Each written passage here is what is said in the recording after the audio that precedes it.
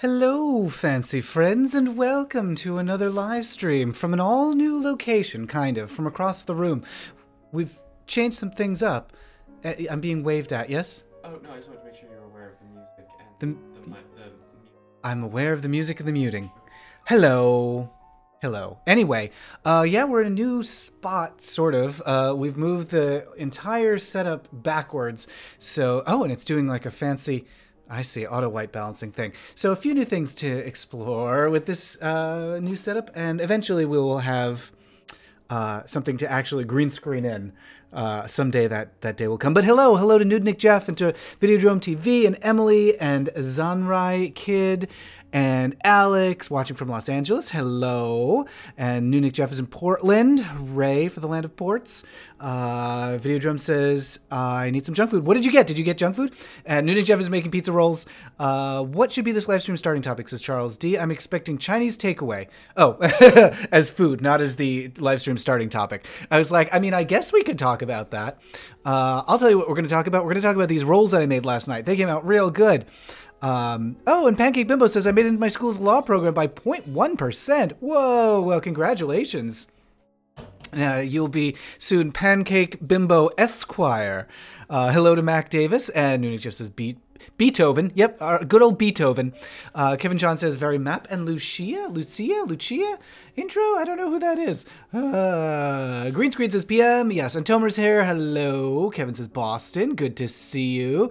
Dave says the Boston Bipolar Bistro Boy in the house. Hello to Dave and Kevin and Tomer and PM and Pancake and everybody. Phew. Hi, everyone. Thanks for joining. It's so lovely to see you all. Oh, and Mr. Bunny is here, says Richard Tracy. Wonderful. Hooray, Mr. Bunny. Now, let's see if I can figure out... Everything is different. Everything is different. So let's see if I can figure out where the little dashboard is for me to see how many people are watching. I think that's here. Yes, it is. Awesome. Fuel analytics. Okay, so I think I can see everything. Map and Lucia. It's a British TV series. Haven't seen it. Had a remake recently. Oh, okay. I'll check that out. That'll be the first thing that I put on my list of recommendations. I got a pen and paper this time. I did not forget. Hello, what are you all watching and listening to and going to see? What is exciting right now? We watched the first episode of... Oh gosh, I don't remember the name. She-Ra. Jesus. We watched the first episode of She-Ra yesterday. Looks good. Looks cute. I like it so far. It's all right. I mean, episode 1 had a lot of like just let's set up the world stuff that felt like, yeah, okay, we get it. She's disillusioned. She's going to be disillusioned with everything she thought she knew she never knew. And she's losing her old friends and getting new friends. And she's being tested. Okay, we get it. We get the mythology. So I kind of wanted it pilot to go a little bit faster than it did, but I hear it's super duper gay, so I'm looking forward to more of that. Dave is in Stoneham. Oh, Stoneham. I get accepted to Indiana University. Oof. Indiana University. What did I say? Did I say Indiana University? Yeah. Katra got accepted to Indiana University. Indiana University of Pennsylvania. Oh, goodness. I believe that is where, my uncle taught for a long time. He taught at a university, and they lived in Indiana, Pennsylvania. So I'm going to guess it was Indiana University, or as the kids call it, Indianiversary. Oh, I can't even say that now. Help. Hello, not animal tested, and I started listening to Watsky again, says Pancake Bimbo. Charles says, recently finished Castlevania. I've gotten 3 or 4 episodes into She-Ra. How are you liking it so far? Oh gosh, what was I going to write down? Map and Lucia. And Castlevania, 3 or 4 episodes into She-Ra. How do you like it so far? Honestly, I like everything that I'm seeing on like Tumblr and Twitter, and like I'm liking all the fan stuff, and I'm liking the screen grabs. So if the show is half as good as the screen grabs, I'll be delighted. PM's watching lots of gay teen dramas. I like Boy Erased and the Argentinian film My Best Friend. Oh, I've heard that one. I've heard about that one. My Best Friend. I think that's been recommended by others. My Best... Oh boy. Friend. Let's see if I can spell that. Argentina. And Boy Erased, of course. I'm hearing a lot of ads for that. I'm hearing a lot of ads for it, but I haven't heard any recommendations for it. Is it out yet? It must be out yet if you've seen it. And did you see, Emily says, did you see The Wedding, directed by Sam Abbas? The Wedding? I don't think I've seen that. Let me see. The Wedding, it sounds so familiar. The Wedding. Sam Abbas. And BT Dubs, we're going to be joined in a little bit in about an hour by the delightful Richard Gricius, a Chicago baker and homosexual. He is a lovely fella. I'm very excited to have him on because he's just the nicest. And we're probably going to talk about some of the fantasy and sci-fi that he likes, and also board games and gaming and stuff like that. He's a yoga man, so you can see, if you look up Plastique Fruit with a Q, Plastique, Plastique, Fruit on Instagram, you can see him doing some sexy yoga. The Wedding, 2018. I have not seen this. Rami, a young Muslim man, is preparing for his wedding with Sarah while fulfilling a queer sexuality in secret due to a strict religious and cultural upbringing. Ugh, that sounds very serious. Not that that's bad, but I've had a lot of serious. Yes. Oh, so Boy Erased. Tell me if you like it. Just everybody's talking about Jamie, West End production film for theaters, found on YouTube. Catch before it's taken down. All right, I'll look that up. Everybody's talking about Jamie. Everybody's talking about Jamie. Oh, it's so nice. We've got like a little bit more like desk space the way this is set up here now. Like, I don't feel quite so pushed to the edge, so that's kind of nice. And I can lean back, but if I lean back, I get very small. I'm not actually this small. I'm actually like more like this size, but I look very tiny when I lean back comfortably in the chair. Oh, Pika got approved for medical marijuana. Congratulations for that. That's wonderful news. Enjoy that. What kind of have you had pleasant experiences with that? Ty Cedar says, musical based on documentary. Musical? Okay, so everybody's talking about Jamie is a musical based on a documentary about a 16-year-old drag queen. Matt Tested on Animals has started rereading the Silmarillion. Okay, well, that'll keep you busy for the next couple of years. And the prospective writer has been, I've been meaning to watch the new She-Ra. Right now I'm in the middle of the new Sabrina the Good Place and Hilda. Oh, I think James, I think there was a new The Good Place, wasn't there? There was. We haven't seen it yet. No spoilers. What's Hilda? Oh, Hilda, of course. Here's the thing. Hilda, so cute, so precious. I like it a lot, but it was like so adorable. I could only take it for like in small doses because it's just so cute. Beautiful, lovely art. Voices are really adorable, but gosh, it's just so precious. I was like, okay, I get it. You're real cute. I get it. Okay. So I just felt like it was kind of overdoing it on the cute. And She-Ra I have not started because it looks like it's kind of a lot of work. Like it looks very, not like it's work, but, you know, based on Riverdale, if it's anything like Riverdale, there's just it's so heavy. Like Riverdale is, I find very like, you know, it's got that David Lynch heaviness. Not that David Lynch is involved, but still it feels like that. So like with Sabrina, I'm like, I only have so much heart I can invest. Hecate Mist has been watching the new She-Ra. I love it. Katra says, I also just got back from a Penn State visit and a low incident disability conference in State College. We've been doing a lot of traveling. Not Tested on Animals says, I did just finish reading Florida by Lauren Groff, which was decent, I guess. Okay, not a ringing endorsement. Dave says, my daughter's a baker. That's cool. She helps run a place in Reading called Cupcake City. People love me when I bring in extras to work. Oh, that sounds lovely. James, can I show off one of my roles on the stream? He says, I saw a trailer for My Big Gay Italian Wedding. Thought it was a sequel to Mambo Italiano. Oh, it's Italian produced rather than Canadian produced. Oh, I didn't know that. I guess I just assumed that My Big Gay Italian Wedding was a big gay Italian movie. Ooh, it got some Olivier's. Everyone's talking about Jamie. James has provided me with one of these rolls. So I made these last night because I was watching Bake Off and I was like, that looks really good. I want one of those, so I'm going to make it. So here it is. Look at this delicious treat. It came out really good. You can't really see the plaiting that I did because of the chocolate that I put on top, but I did a nice little, I keep calling them Windsor knots, but they're not Windsor knots. That's for a necktie. It's a wiggle knot. Let's say it's that. It's a wiggle knot. But they came out really good. Nom nom nom.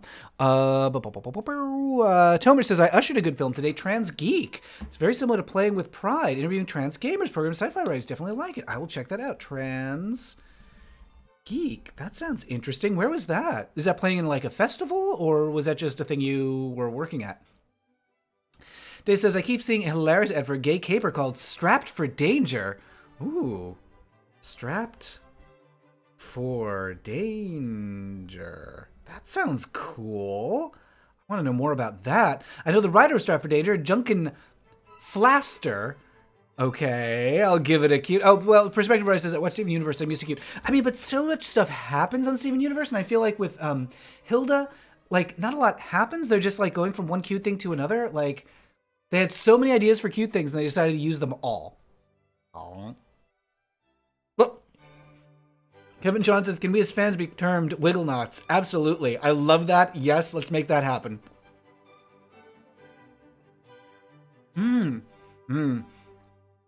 Perspective Writer says, Sabrina feels more like American Horror Story than Riverdale, which even more. Oh, goodness. Yikes. Tomer says, I've been volunteering at the Queer Film Fest this weekend. So much fun. What else have you seen? What else is good? Dave Rendon says, Felix Unger wore a double Windsor knot. The classic neat freak. I'm trying to remember the last time I wore a necktie. Honestly, cannot. It may literally be years since I wore a necktie of any kind. I wear scarves. Surely that should count. I'm not so much a necktie person. I'm a scarf person. Emily says, what's going on for Transgender Day of Remembrance in Seattle? That's a good question. When is that? Is that coming up? Hey Siri, when's Transgender Day of Remembrance? Let's see if he knows this. It's Saturday, the 17th of November, 2018. It's today! Oh no! I should have known that. That should be on my calendar. I apologize for not knowing that. That's a good question. What is going on for Transgender Day of Remembrance? I don't feel like I've been looped into anything. I'm just kind of checking my events on like Facebook to see if anything's going on today. Find events today. Gamer party in Arizona, in Phoenix. So I'm probably not going to be making it to that. Seattle Gamers Movie Night, The Crimes of Grindelwald, Grimstwarb, The Crimes of Grinstwarb. Definitely not interested in that, sorry. Queer Kink Comedy Night is happening tonight. Singlet Party is happening tonight. 90s Clubhouse at Queer Bar is happening tonight. And that's everything that's on my Facebook event radar. So I don't know. What should we do? What's a good way to mark Transgender Day of Remembrance? I mean, obviously, let's put up some social media and talk about it. I don't know. There must be like a candlelight vigil somewhere. I'm just surprised that I haven't seen anything more prominently. Seattle Trans Remembrance events. Day of Remembrance. Yeah, okay. There have been 4 candlelight vigils, and I wasn't aware of any of them. Let's see. Also, don't tell James that I dropped a little chocolate. It's okay. I cleaned it up.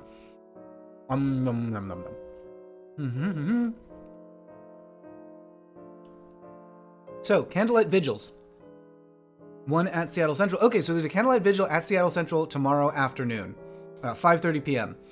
So, which, like, is, you know, it is the afternoon, but, like, because of the time the sun goes down now, it's, like, the middle of the night. It gets so dark so early here now. You pronounce things... oh, you like how I pronounce things? Thank you. Thank you, Katra. Not Animal Tested says, ever thought of trying ascots?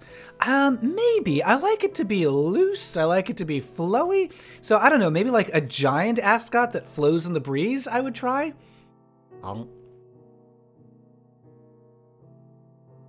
Let's see. Nicholas Crash says, I'm a bow tie person. A distinctive look for the queer business casual fellow. I mean, I don't hate a bow tie. What really matters is the bow tie in your heart. Do you wear a bow tie because you feel pretty, or because you're trying to trick? I don't know why I think you're trying to trick somebody. For me, and for some reason, in my head, bow ties are associated with trickery, and I don't know why that is. Like, I think of bow ties as like it's a tell that someone's a con artist, and that is not the case. That is completely something peculiar to me. And it's not something I even thought about until just this minute. Like, why do I think I see a bow tie and I'm like, aha, that guy's trying to trick me? What? Where did that? Why do I think that? That's bizarre. Oh yeah, nice lighthearted Dave Rendon reminds us about Jonestown, so that's a nice upbeat memory. Laura Gom says, hello, remember us? Yes, indeed. Tomer says, I haven't watched any films, only today. I went to a talk with Neil Bartlett, a queer filmmaker, playwright, poet, performer. He's been a leading creative force in queer London for the past 30 years. That sounds great. Alex says, what are your thoughts on the growing trend of trans women joining Grindr? I am not aware of that. Tell me more about that. Trans women joining Grindr, huh? Like joining after a transition or during a transition or before a transition, or like, are they like, I assume women who identify as women joining Grindr, or like what is actually the situation? John Early says, shows how much the mainstream media suppresses info about transgender issues. Even, yeah, Matt, I don't know. It's not like, I don't expect people to like invite me to everything. You know, it's up to me to go looking for these events. And I should have done that. I'm not sure. I'm getting to the part of the bun that's kind of thick, so I don't know how to. Oh,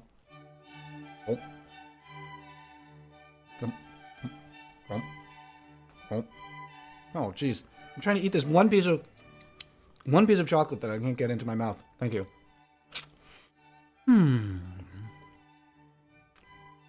Oh, Tomer's been trying bandanas.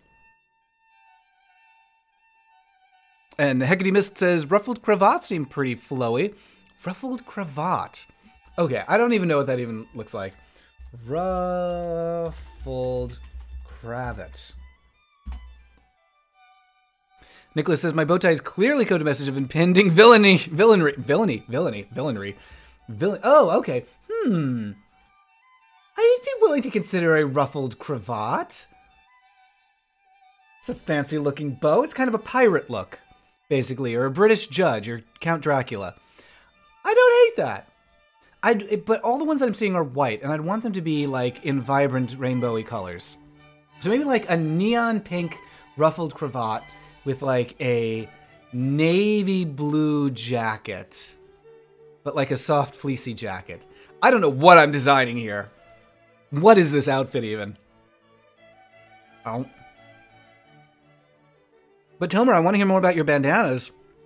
Like around the neck? Is that the look? No.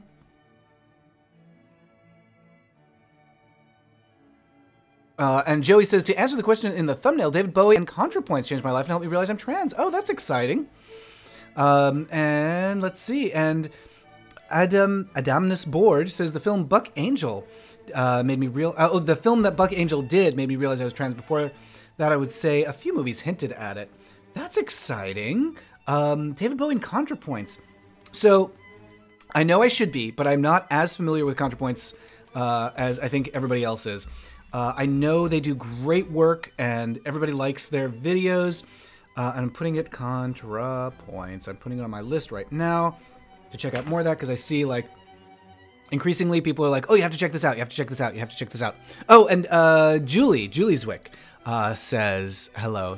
Yeah, I haven't changed my YouTube name. I mean, here's the thing, is we have so many names that, you know, on the internets, like we've got our Facebook and our Instagram and all the, you know, every other little social media site.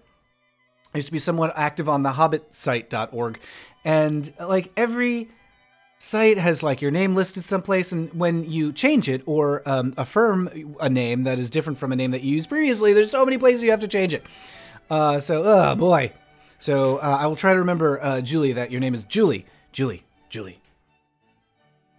I'm just going to write it down so I don't forget. Julie. I don't want to use the wrong name. The film Buck Angel. Okay, so Videodrome. The film is not Buck Angel. The actor, well, a performer, is Buck Angel. I don't know, like, is he acting in that one? I'm not familiar with the film. I thought it was a documentary. Yeah, Buck Angel, trans personality. Yeah.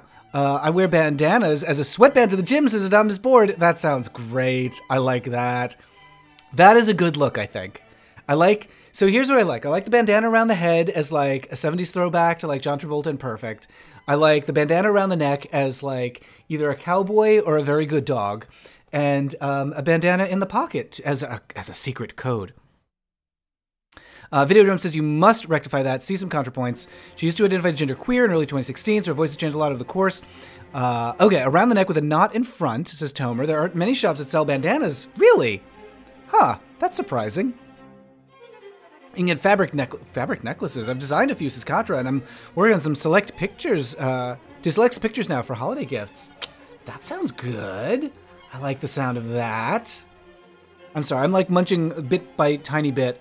I'm nibbling at this like a bunny. Okay, so Adonis Board says it's a documentary about Buck Angel shot before his divorce. Oh, interesting. Do you remember the name of it? I mean, I could just look it up. Buck Angel documentary Netflix. Oh, is it on Netflix? It's called Mr. Angel. Okay. I'm going to add that to the list. Mr. Angel. Oh, Nicholas says, let's raise a glass. Let's raise a glass to Stan Lee.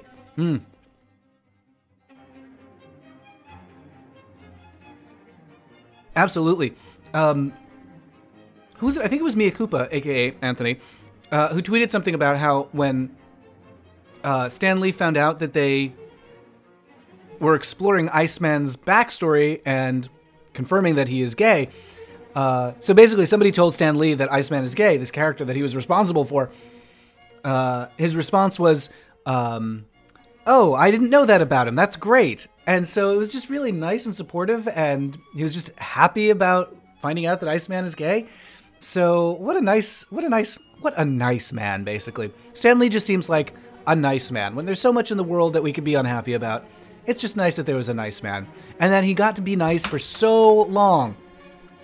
He spent so many years just doing good things for the world. It makes me happy.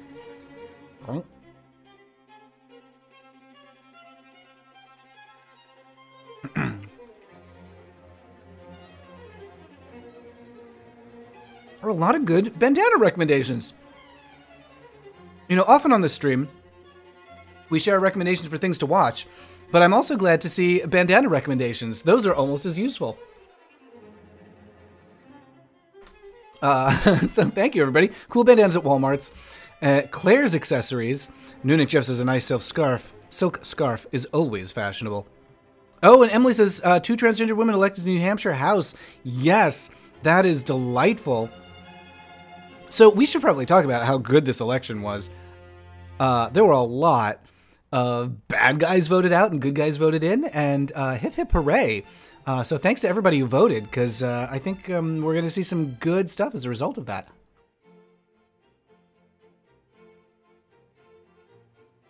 All right, I'm trying not to make too much of a mess here. Yoink.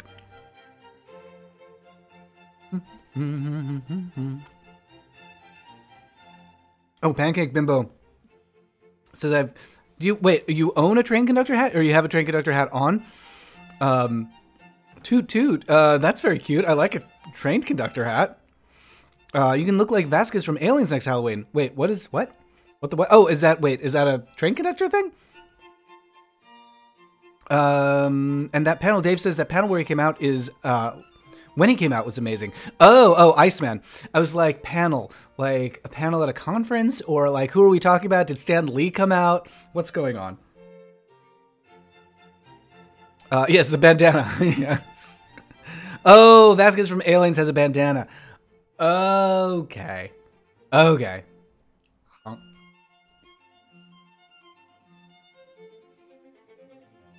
So, anyway, as I was saying, I made a really good bun last night, you guys. It came out really well, and there's only a little bit left, so We've also lost John Bluthal. I don't know him. He played Frank Pickle in The Vicar of Dibley. His character came out in an episode of the series. Oh, wow, I didn't know that.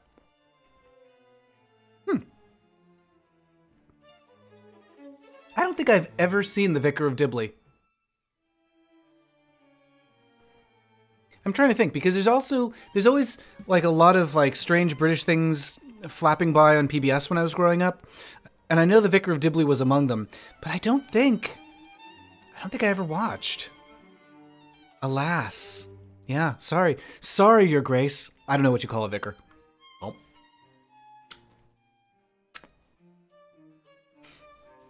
Oh, Video Dome says, I love Vicar Dibley. That's so sad. Was the actor gay or just the character?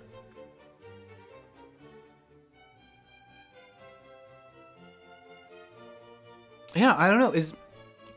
I did not know that Vicar of Dibley had a gay character. I'm writing that down. I had no idea there was a gay storyline on that show. And did you watch Super Drags? It's homophobic, says Pika. Oh, that's a bummer. I have not watched it.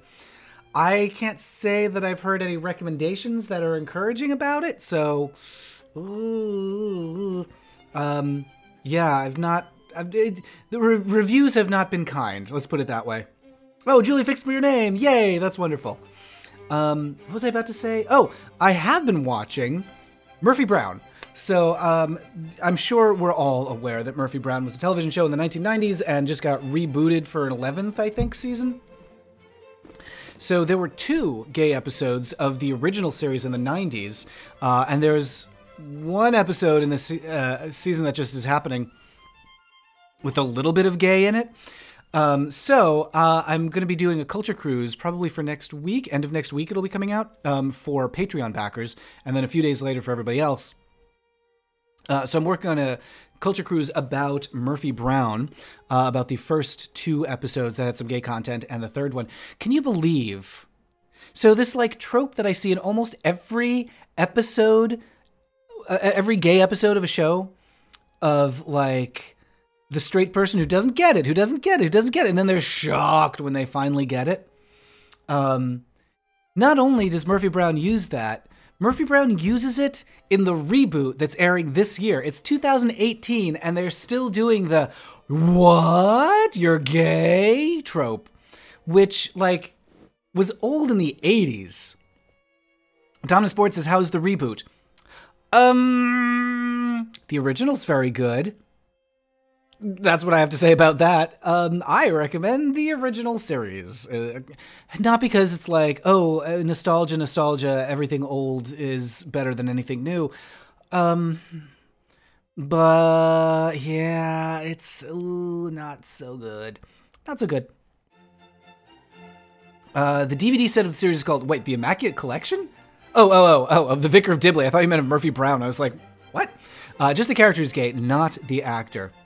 Pancake says, I really want to see the new Queen movie, but I'm always too busy to see movies in theaters. Yeah, I know how you feel. I'm the same way.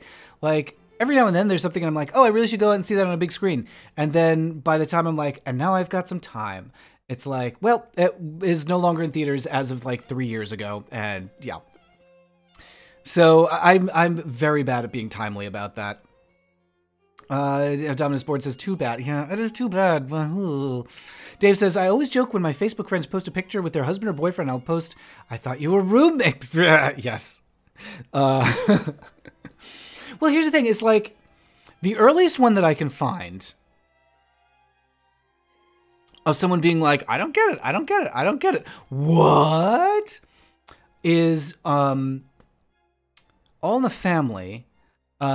Someone is trying to euphemistically come out to Edith, and she's like, we were like family. And she's like family how? And she's like, what we had was like a marriage. And Edith goes, a marriage? Why, it couldn't have been. You was both good. And then she gets like the look, oh.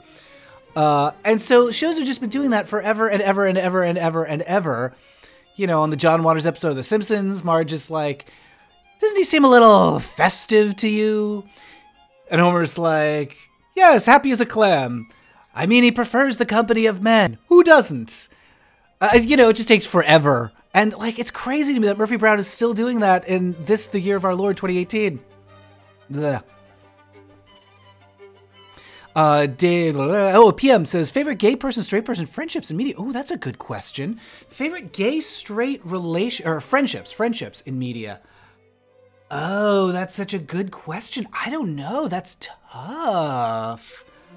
I'm trying to think of any that I even just like. I mean, the first one that comes to mind is probably not even supposed to be that, but I'm thinking of Clarissa Explains It All, how she had the friend who came in her window. obviously, I don't think he was supposed to be a gay character, but that was the story that I told about that character at the time when I was watching, because he was my age, and I was like, oh, I want to just have a friend that I can hang out with who's a girl, and we can talk about stuff, and nobody's like, oh, so are you boyfriend and girlfriend? I want a relationship like that. So anyway, the story that I made up about Sam is gay. Whatever happened to that actor? Adonis says, I know many older gay men who are still proud of being seen as straight. All right, their loss. Grindr has new features like tribes, including trans tribe, and preferred pronouns, including she, hers. Oh, okay. Well, that's fine. I like most of that. I don't love the use of tribe, because I feel like that kind of trivializes actual sociological groups that are tribes and often get overlooked. And I don't love the use of tribe there, but anyway, I like that there are pronoun options. That's nice. So young, like barely 50 or something, maybe still like 40. Yeah, I don't love that. PM Crimes of Grindelwald plays that game. Dumbledore and Grindelwald were closer than brothers. I say.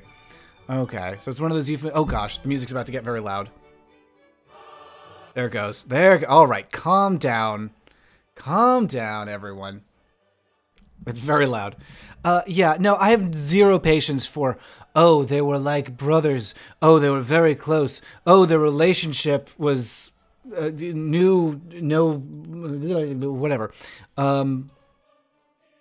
Just say that they're gay. Make it gay, you cowards.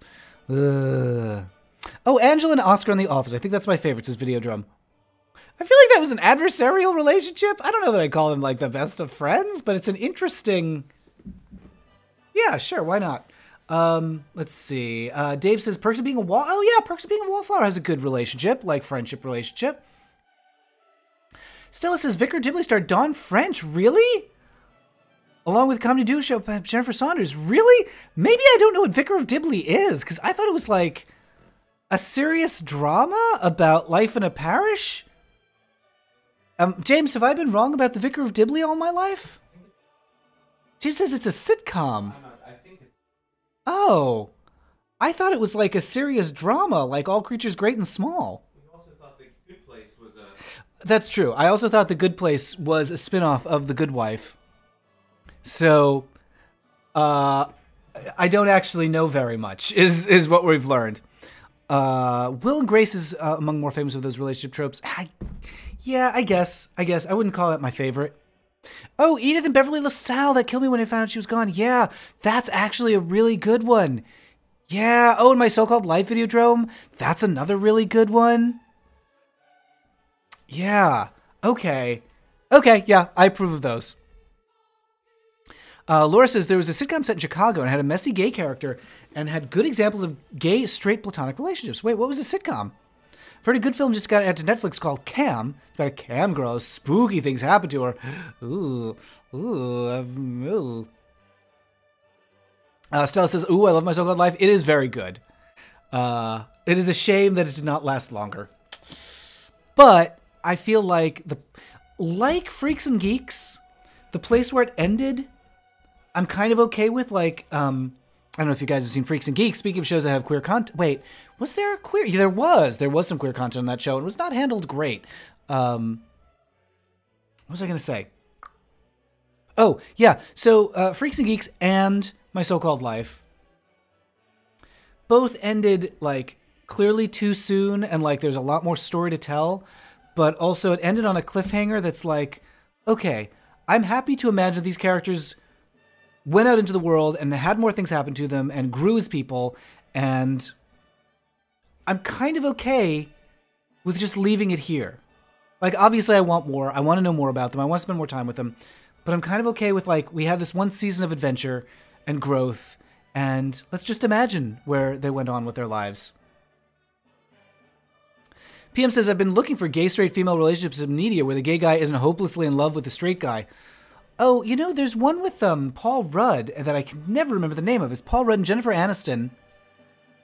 I want to call it The Imitation of Life, but that's a different movie from around the same time. Paul Rudd gay movie is Ideal Home. No, not that. I guess they made a different gay movie? Paul Rudd, Jennifer Aniston movie. It is Wanderlust. No. The Newton Boys. No. Object of My Affection. That's it.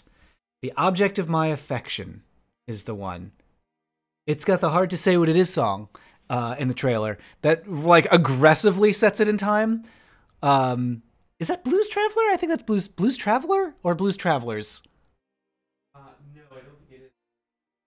You know the song I'm talking about, though, right? Yes. Who sang It's Hard to Say What It Is I See in You? Blues Traveler. Was it? Oh. No. No. It autocompletes Blues Traveler, but it was actually Sister Hazel. That's so weird. Everyone thinks that it's Blues Traveler. It's like to the point where it autocompletes with the name of the band. Object of My Affection says Adomnis. Yes, thank you. And Videodrome. Thank you. Everybody knew what it was like 20 minutes before I got it. Oh, Charles, you are right. I am thinking of Bally Kiss Angel, which I have no idea what that is, but I definitely saw commercials for it on PBS when I was a kid. Lord Gulp says, Happy Endings was a show. Oh, yeah, I remember that show. Yeah. Yeah. Oh, and Alex says the best-known gay-straight best friend duo in real life would be Ian McKellen and Patrick Stewart. That's a good one. Yeah, you know, no one's... I mean, I never noticed it at the time because I didn't really know Ian McKellen well enough in the 90s, but in the movie Jeffrey, Patrick Stewart is in the movie Jeffrey, and he's so clearly doing an Ian McKellen impression. So that it's very fun to watch. I wouldn't say the movie Jeffrey is great. I don't love it because it feels very stagey, and it's like, why did you make a movie of this? Because it just feels like a stage play. Ugh. But like, I just don't think it's directed great. The writing's fine. I just think the direction just feels like we'll just plop a camera down and talk like we're still on stage, even though it's a movie. Carl is all right, says, I want to watch The Bisexual. It's on Hulu, but I've heard mixed reviews. Oh, what is that about? So anyway, yes, Charles D., you're correct. I'm thinking of Bally Kiss Angel, drama with a Catholic priest, and a very funny name. Videodrum says, I'm rewatching Freaks and Geeks right now. It is very good. It is very, very good. They had an intersex episode that I don't think... that was okay. It was handled okay, but I didn't love how... it just had that... the whole thing was like, it's horrifying that this character, like the characters on the show are horrified that someone, when they find out that someone is intersex, and like, I don't know, it's just like the hysteria of it doesn't feel great. Nicholas says, Netflix just released a trailer for Dumplin' after Insatiable. I wonder who in Netflix has a thing for overweight people in beauty pageants. It's weird. I have not seen that. Gay John on NYPD Blue. Andy the bigot hated his guts, then grew to be a friend and confidant as he became more human and honest with his past. So I never watched NYPD Blue. I don't think it would have been allowed in my house because it was known for having a butt on it. So I think it might have been a little too NYPD Blue for me to watch. So yeah, but is it good? Should I watch NYPD Blue? Because I remember it being like, oh, very controversial. Oh, it's really pushing the boundaries. And I feel like by today's standards, it would just be like, yeah, that's cute. Oh, okay, Cam isn't just hard, just it's supernatural. Haunting. Okay, I mean, I'd be willing to give that a shot. Ant-Man. Yeah, Ant-Man, the game. Like, I mean, I guess he could be gay in Ant-Man. Yes, let's say that he's queer in Ant-Man. Let's see. Not Blues Travelers. This video, yeah, I know. Loved Lost Girl series. Has a character that is bi, although it did feel like stereotyped of bi women being promiscuous. Oh, that's not great. But I'm not familiar with that. Lost Girl? Lost Girl. I'm going to put that down. Lost Girl is a series. Lesbian.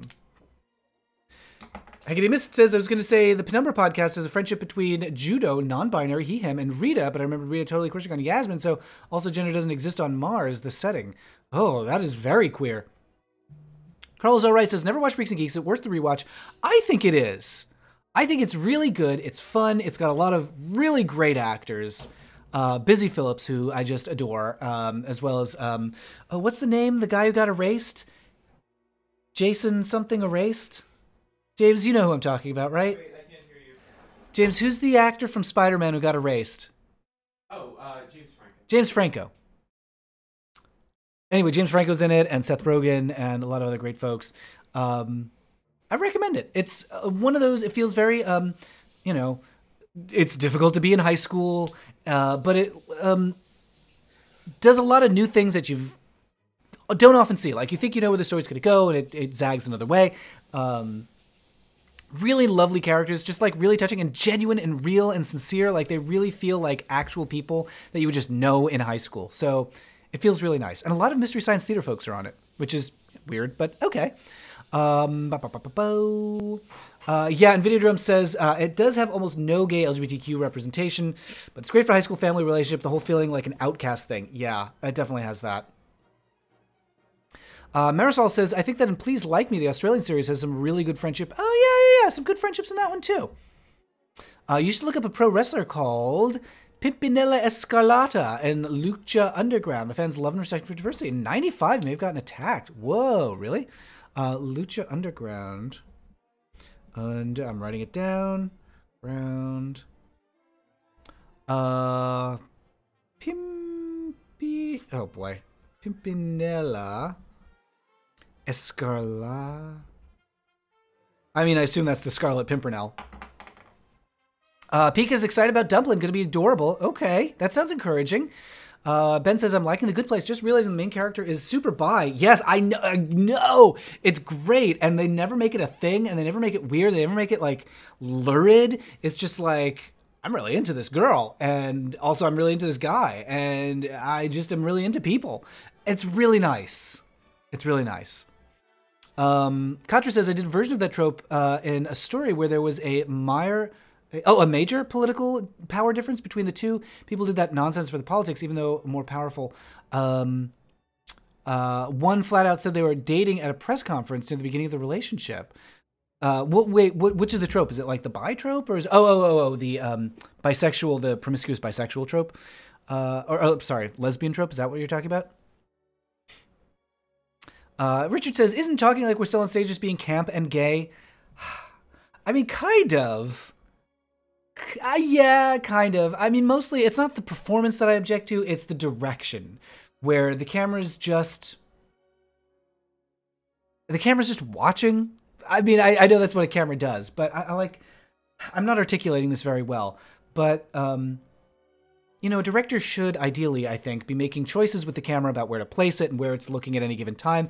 And for this movie, it just feels like the camera's just like hanging out at a distance and not doing anything. And not like directing your gaze, which I think a camera should do. Charles says, have you gotten around to watching One Day at a Time on Netflix? Not yet. One Day at a Time. Netflix. Here's the thing is, there's so many British bake-offs on Netflix right now. There's so much baking to watch. Gay documentaries. Oh, Dr. History says, any gay documentaries. Also, Ian McKellen played Sherlock Holmes in Mr. Holmes. What? Ian McKellen played a Sherlock? Hold on. Hold everything. Ian McKellen, Sherlock Holmes? Oh my goodness, in 2015, I was not aware of this. Stand by, everyone. We need to know more about this. I'm going to turn off the classical music if I can find it. There it is. And then we're going to call up Ian McKellen as Sherlock Holmes, because that sounds amazing. Okay, here it is. You won't be able to see it. You're just going to be able to hear it. The following preview has been approved for appropriate audiences. Okay, we're looking at some logos here. I'll turn it up a little bit for you. It's a train. It's chugging along. Mr. Sherlock Holmes. Was that him? It's he's got bees. Please don't have teeth. You ever been bit? No, I have never been bit. Okay, I kind of owe it from the director of Gods and Monsters, Kinsey and Dreamgirls. Mr. Holmes, are you all right? All right, Roger. The photograph is her, isn't it? The woman in the It's like an store. elderly Holmes. One mystery left to solve. It's a glass harmonica. Is it real? The case was my last. We're about to start an How did I investigation. not know that this happened? He's got a magnifying glass, he's looking at bugs, he's riding a train, he's wearing a top hat. Laura Linney's in it! What? Everybody, I'm very angry at you for not telling me about this earlier. Did you Oh, finish he's what you walking had to through do? gardens and wearing cute vests. Oh, coming soon, it says, but this is from 2015, so surely it's available now. Whoa! Okay, that looks really good. That looks really, really good. Brendan says, how about Futurama? Wait, is there a gay character who's a friends? Is there a gay character who's friends with a straight character on Futurama? I'm trying to remember that. It's been a long time since I've watched. Sorry, I lost my place in the chat. Oh, Not Animal Tested says, I really like Please Like Me. It's great. I agree about Josh and Tom's friendship being great. It's been a long time since I watched that one. Yeah, Please Like Me. That was like 5-6 years ago that came out. Videodrome likes James Franco on 30 Rock, where he fell in love with a body pillow. Also on that episode, the delightful Jeffrey Self appears on that one. And I think, does he appear in 2 episodes? I think it's just 1. So anyway, Jeffrey Self is in that episode. He has also been on The Sewers of Paris, BT dubs. So if you want to hear me chat with Jeffrey Self, go check out his episode of The Sewers of Paris. His episode, I don't know, like 60 something maybe? I don't remember. But it's there. It's there.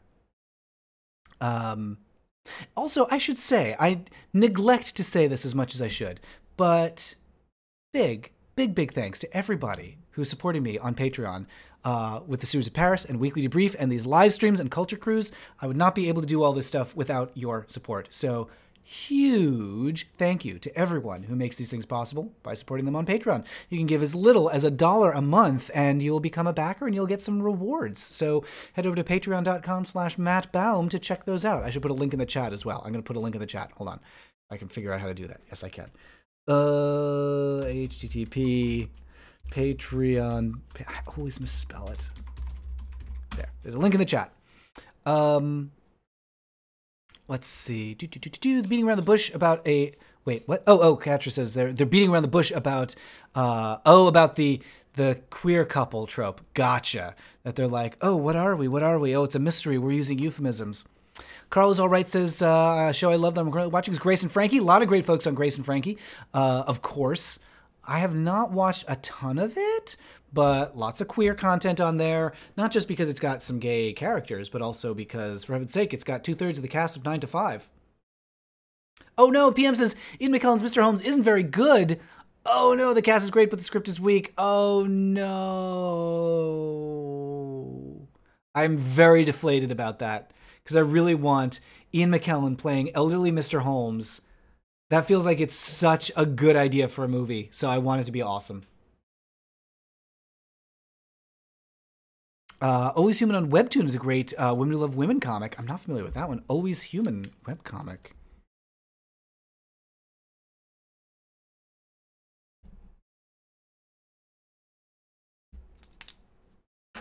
You're too cute about the previous Adonis, thank you. Do amazing audio descriptions, some of the best I've ever heard. Thank you. I'm glad that you like it.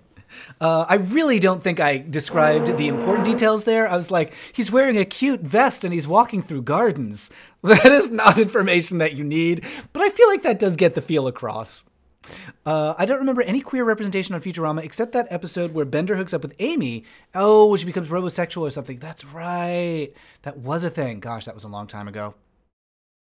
Dr. History says, Mr. Holmes is a very good movie and was based on a novel named A Slight Trick of the Mind. Oh, I love that. In the Sherlock canon, Sherlock Holmes had retired, called to serve his country in World War I in a short story. Whoa, that sounds really good. Oh, Carl's all right. You make a good point. I think Hedenbot is queer. Yes, I would say that Hedenbot is queer. Futurama also did the Gender Bender episode. Did they? I don't remember that. And I want to forget that episode, Charles. Charles. Boy, oh boy. It has been 8 million years since I watched Futurama, so I remember nothing. But I actually do, this reminds me, I had a question that I was going to ask you all. Queer holiday stuff. So I'm doing Murphy Brown for Culture Cruise this month. What should I do next month? I'm looking for movies or TV shows that have a gay episode or like gay queer content around the holidays. Is there? Like, I'm trying to think of something. You would have thought that Glee would have had one, but I can't think of any. I mean, there's obviously the Ricky episode of My So-Called Life is the only one that I can think of. but the holiday episode of My So-Called Life. But I'm having trouble thinking of anything else. Doesn't Boys in the Band take place near Christmas? Oh, does it? Does Boys in the Band take place near Christmas? Boys in the Band, Christmas? I think you may not be remembering that correctly. Yeah, I'm not seeing anything about that. Maybe. Oh yeah, it's very sad, the Ricky episode. It is. Katra says, and also a little like, it's got like the angel. James, who plays the angel on My So-Called Life? Amy Mann? What? Is it Amy Mann? No, it's what was her name? Juliana Hatfield. There's a little, it gets a little like saccharine sweet by the end of it that just like, when I think about it, it reminds me of that Betty Davis line, I detest cheap sentimentality. It does feel like it's got some cheap sentimentality. Yeah. Let's see. Glee, everyone, all of them. Yeah. And it's true. Make the Yuletide gay, says PM. Closeted student at Christmas with his family. It's so bad it's good. Ooh. So it's a very tricky territory to be in, because often so bad it's good just turns out to be just it's so bad. So hold on. We're gonna write some recommendations down here. What was it? Make the Yuletide gay. There was an episode of Will and Grace, according to Videodrome, season 4 Will and Grace Christmas episode.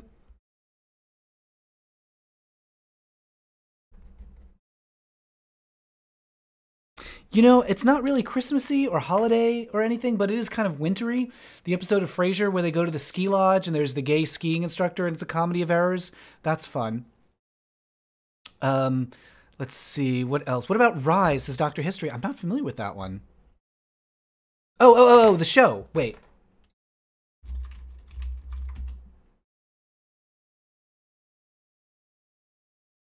Yeah. New drama Rise. I don't think I'm familiar with this. I know the name. I know that it happened earlier this year. Yeah, Glee meets Friday Night Lights. I guess, was there a Christmas episode of that?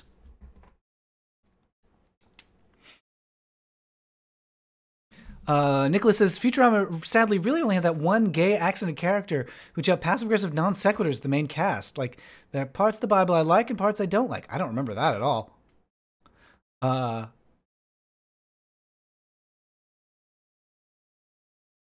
Nate loves that movie, Make the Yuletide Gay, says Richard. Oh, does he? Okay, well, I'm willing to give it a shot.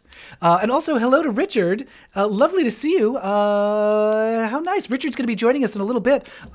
Your schedule, depending on your schedule, Richard, if you would like to pop in early. So I suggested you pop by around 3:30 my time, which is 5:30 your time, I think, with about a half hour from now. But if you're not doing anything and want to pop by right now, that's totally cool too. It's lovely to see you here, Richard. The Perspective Writer says, Ally McBeal has a queer Christmas episode, but it's sad. Oh, geez. Ally, I'm writing it down. I want to know all your queer Christmas episodes. There's a delightfully awkward Christmas episode of Please Like Me. Good to know. Of course, it's delightfully awkward. Noonik Jeff says, I detest cheap sentiment. There's a good Twitter thread by Brett White tracking all the holiday episodes on sitcoms. It's currently on Thanksgiving. We'll probably do a Christmas one soon. I definitely want to look that up. Brett White. Twitter thread. Oh, Richard says I have terrible anxiety about being late. I know exactly how you feel. I have the same thing. James has noticed it. Like if I'm like late or keeping people waiting or like I have to be someplace, I get really, really antsy. Mixed Nuts has a queer character. Family Stone had a subplot about gay adoption. Bob's Burgers, some unnamed queer characters. Unnamed queer. Come on, Bob's Burgers. Give them names. Ugh. Dr. History says, I remember seeing the trailer for King Cobra with James Franco. Not Christmassy, though, I think, right? I remember the show I used to sneak and watch on Logo when I was younger called Noah's Ark. Yes, indeed, Noah's Ark. Is there a gay episode of that? Gay episode. They're all gay episodes, Jan. No, is there a Christmas episode of Noah's Ark? Oh, yeah, Anonymous says, did anyone else notice all the queer recently elected people? Harvey Milk would be so glad. Yeah, wow. A lot. And, like, what's so fun is that it took a little extra time. Fun, now we can say, not at the time. But what's nice is that it was taking a little extra time to count the ballots in some of those races. And so it's been pleasant to see, like, a couple days later, we had some good news. And now here's some more good news. And here's some more good news. Like Kirsten Sinema in Arizona and Katie Hill in California. Yeah, just really nice to see. And Sharice Davids in Kansas. So many good. Oh, Judy Darland. Yep, Judy Darland. Judy Garland did Christmas movie Meet Me in Seattle. Really? Wait, I'm not familiar with that at all. I thought you were going to say Meet Me in St. Louis. Meet Me in Seattle? I'm not familiar with that at all. What? Meet Me in Seattle by Joy and the Boys? Is that real? I think there may be some misremembering happening here. Because Meet Me in St. Louis is definitely Christmassy. Yeah, I don't think that was... I think you're thinking of Meet Me in St. Louis.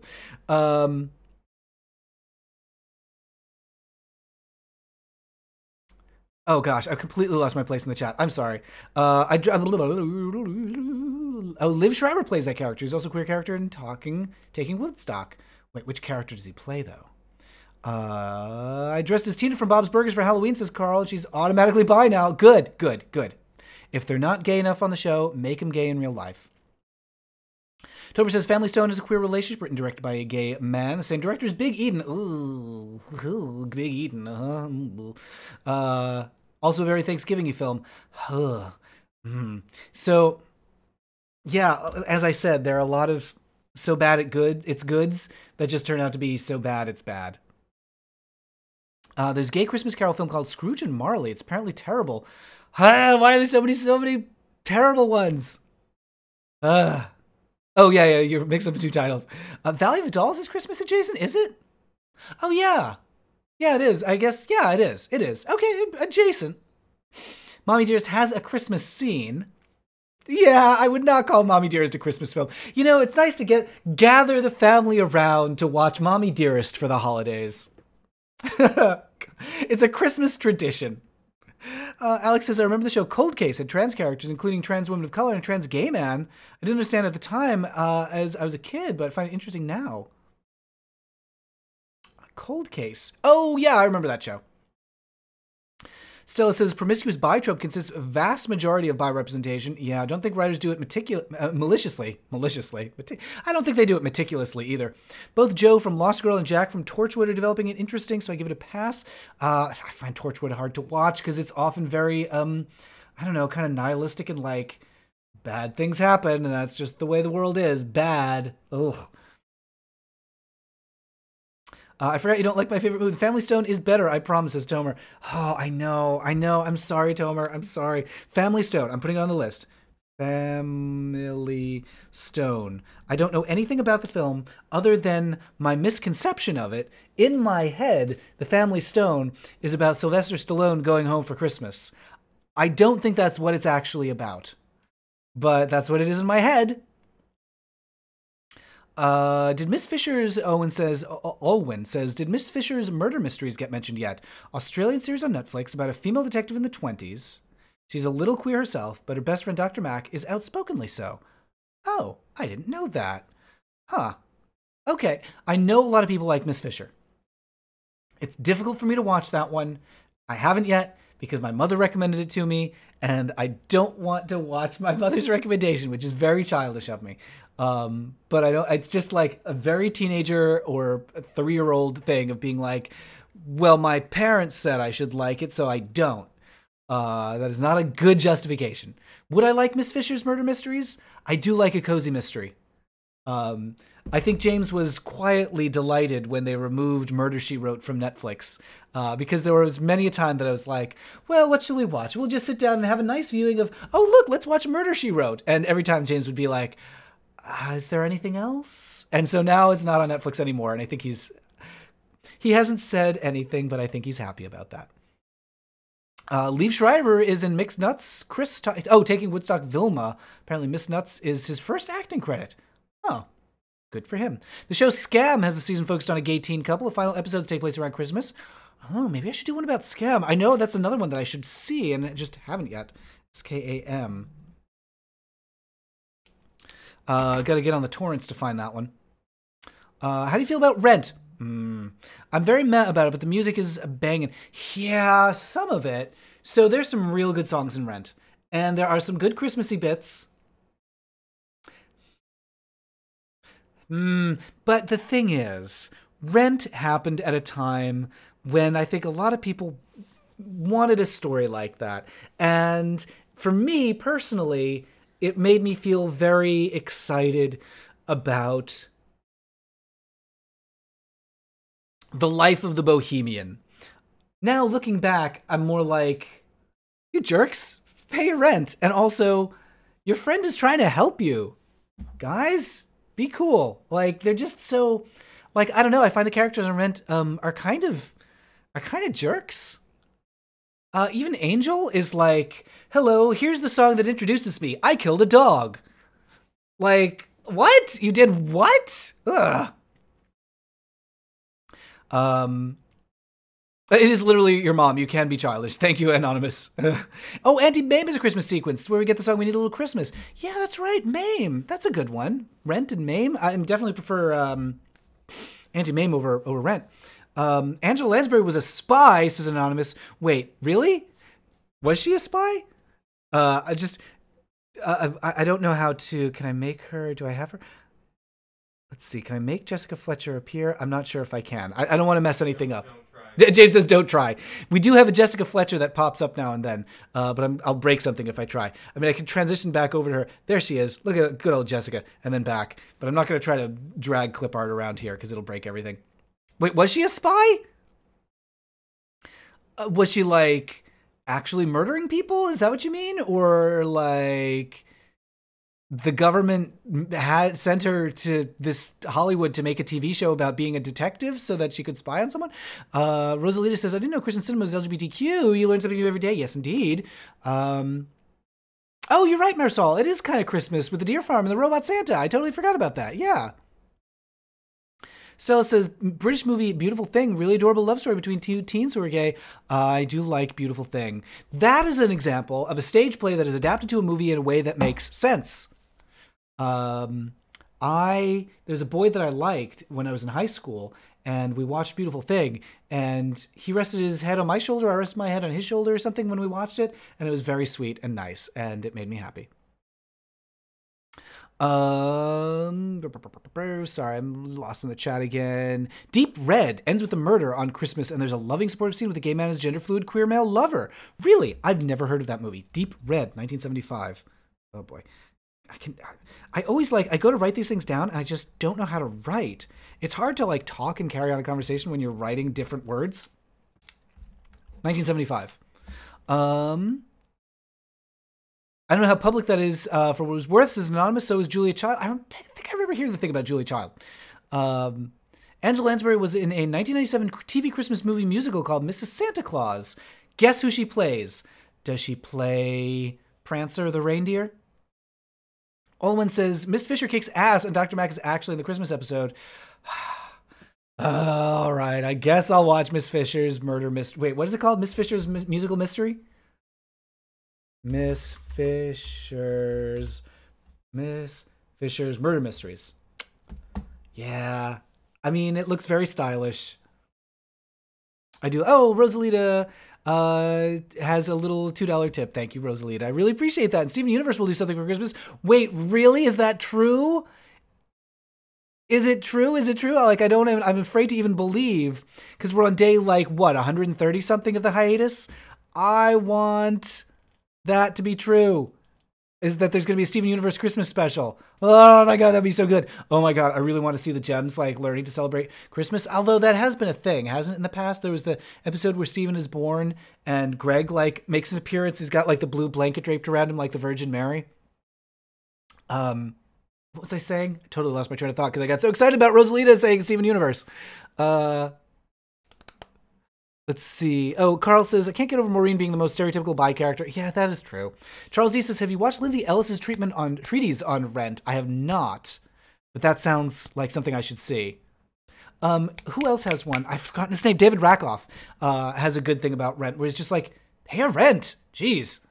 Later I need to, La Vie Boheme. It's such a good song. La Vie Boheme is such a good song. Mary says, Margarita with a Straw, a movie, has a bisexual protagonist who is disabled, though she ends up cheating on her girlfriend. Decent and had a happy ending. Okay. Margarita with a Straw. I'm not familiar with that. I'm on page 2. Look at how many great recommendations you guys have given me. So many.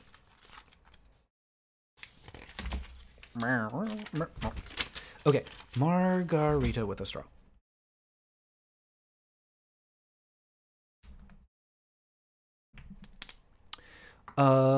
Just joined. Did you talk about Torch Song Trilogy yet? Not yet, Brianna. Torch Song Trilogy. Is there Christmas stuff in that?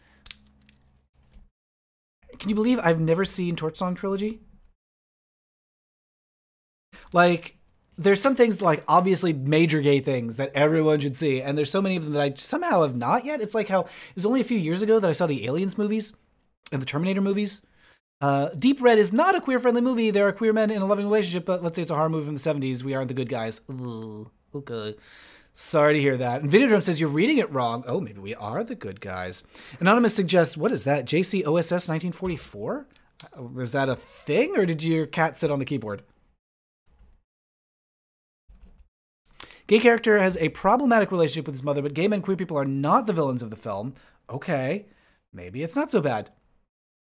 And still makes a good point. Rent the movie didn't work because in their 30s, if that, rather than 20s like the original stage play. You can forgive pretentiousness at 20, but it's grated with the cast aged 10 years. Yeah, I mean, they're more like 40 kind of in that one. I don't see why they never came out with full DVD seasons of Steven Universe except the first. Really? That's so weird. It's so weird what Cartoon Network does and does not do with Steven Universe. Non-Animal Test says, if there's one show that needs a holiday special, it's Steven Universe. I mean, there is like the miraculous virgin birth episode of Steven, that like the flashback where there's literally the three wise men or the three wise gems who are like, what do we do with this baby? We brought some gifts and we don't know what to do with their terrible gifts for a baby. So there's that, but it's not about Christmas, the holiday. People keep trying to read negative into Dario Argento's handling of queer gay characters, but he makes horror films, and yes, they die, but they're treated as equally caring, if not more, than cis het. I know, like, a lot of queer people like Dario Argento, and it's hard for me to watch horror because I get scared so easily, but I know a lot of people seem to like him. Julie says Todd from BoJack Horseman is asexual and they handle it well. Okay, that's good. That's good. Have not seen BoJack Horseman, but I've heard good things. Carl says, I love Steven Universe, but people ruined it for him because they wouldn't stop arguing about that. Well, fans can make things unpleasant, and when that happens, you could just turn it off and be like, okay, you're all arguing on Tumblr, and I don't want to be a part of that. So, goodbye. I'm just going to enjoy the show and not the fandom. Tomer says, I haven't watched Deep Red in years, but I wasn't exactly touched by it. The queer men weren't the villains, but it meant more that they weren't treated very sympathetically either. Oh, Tokyo Godfathers! Yeah! Yeah, you're right. I'm definitely putting that on the list. Tokyo Godfathers. That one's really sweet. Japanese animated film. Really interesting perspective on queer people and particularly homeless people and trans characters. Mrs. Santa Claus has music by Jerry Herman. Oh, really? That's sweet. I like any Herman. Any friend of Herman is a friend of mine. Bedknobs and Broomsticks. Wait, what? Yes? Oh, wait. Sorry, and I think I'm like getting part of your message. Bedknobs and Broomsticks, Russians would call her an agent of influence. It's a film about ghosts who go on to use magic to save Britain. Okay, what? What? Sorry, I don't understand what you're saying. Is that what she's a spy in? Is she a spy in Bedknobs and Broomsticks? I'm unable to find any news covering any new Steven Universe media, says Nicholas. Oh, that's sad. Oh, Julia Child was the OSS Office of Strategic Services in 1944. The world was at war. Who's good at acting, keeping mum flexible? You are. Wait, what? Was that the message they sent Julia Child? She's good at acting. She's keeping mum, and she's flexible. Was Julia Childs known for flexibility? She was tall. Cartoon Network hates Steven Universe's perspective writer. It really does seem that way. It's very frustrating. It's very similar to what Nickelodeon was doing with Avatar. D-Net Walker says, hi, what's the list about? Oh, so we're looking for queer holiday stuff. So wintry, Christmas, Hanukkah, Kwanzaa, whatever, holiday that has queer content on TV or in movies or books or shows or games or whatever. John Matthews says, Space 1999, made in 1975, had 2 openly gay characters? What? Really? How did I not know that? Space 1999, made in 1975. Hold on, Space 1999. Yeah, okay, yeah, I do remember this show. It had gay characters?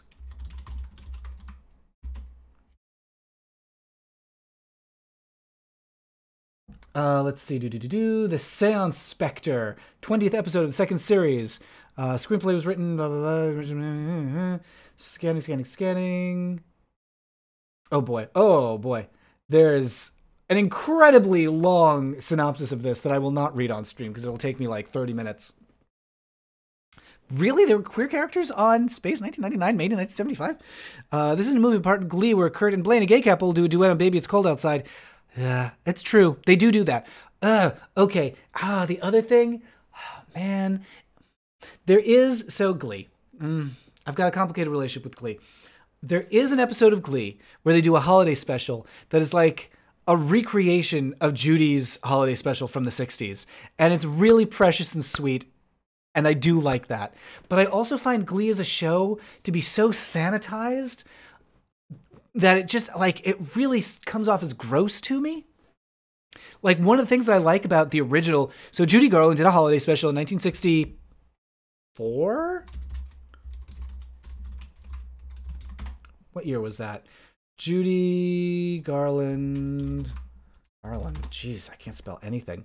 Holiday special, 1963. And then she did another one in 68. So, Judy Garland has this lovely, cute, adorable... very weird holiday special from 63 that it's just strange. It's just like, welcome to my home, and she's got her kids there, and she makes the kids do a little song and dance, and Liza comes in with her gay boyfriend, and it's so strange. And then Glee did a version that just feels kind of yuck to me because it's just so polished and perfect that it loses a lot of the charm. Anyway, sorry to rant about Glee, but you tricked me into it.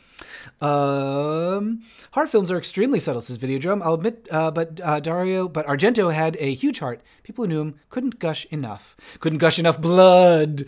There's Dutch Love Actually style holidays movie called Alles is Liefde. I'm definitely mispronouncing that. With a casual storyline about 2 guys having pre-wedding nerves but happily marrying eventually. Oh, that's sweet. Alles... I'll see if I can find that. Is Liefde. Let's see. 2007. This looks cute. I'm just looking at screen grabs from it. Okay, it looks very, very cute. I mean, sure.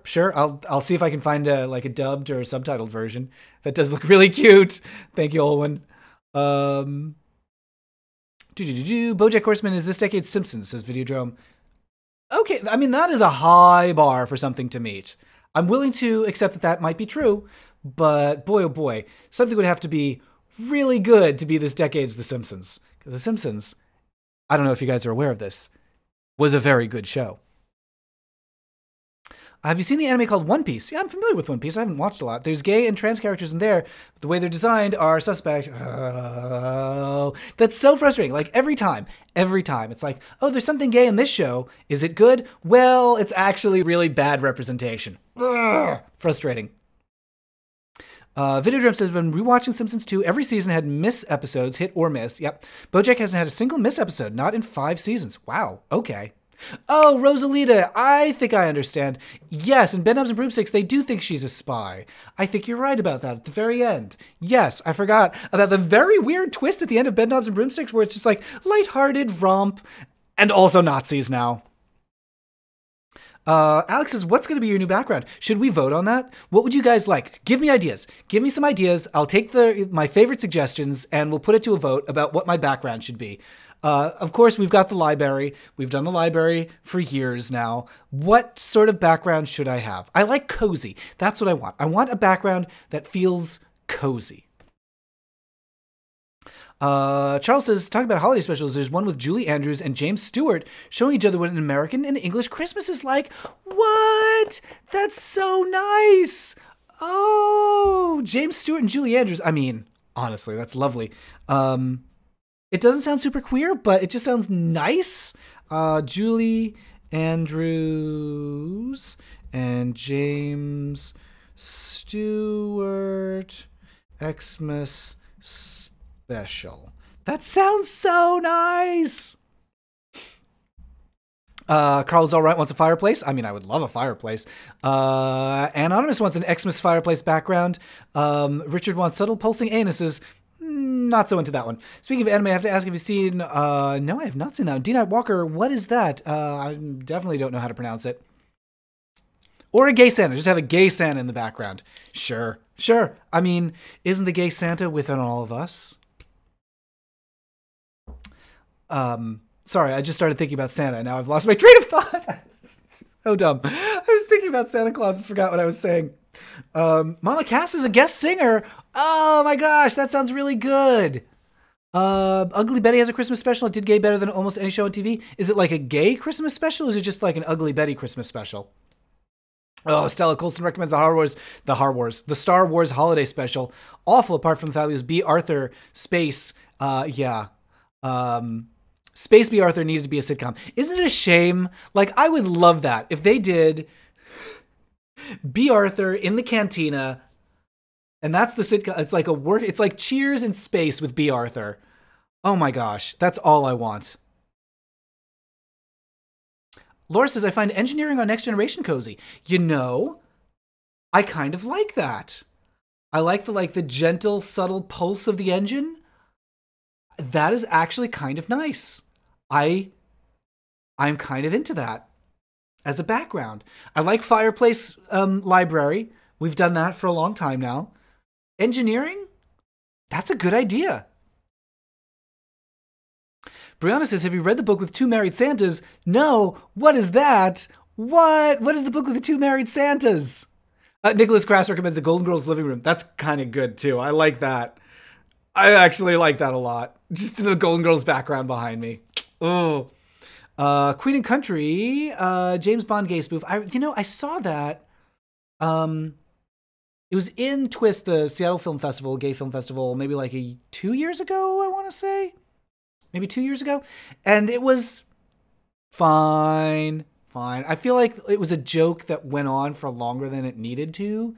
Like, it had a lot of visual effects, which was fine. But story-wise, I was just like, can we move this along a little? There was also Harvey Korman whisking and stirring. Honestly, like the Harvey Korman cooking segment in the holiday special is maybe the most upsetting part. Like, it feels really distressing to me.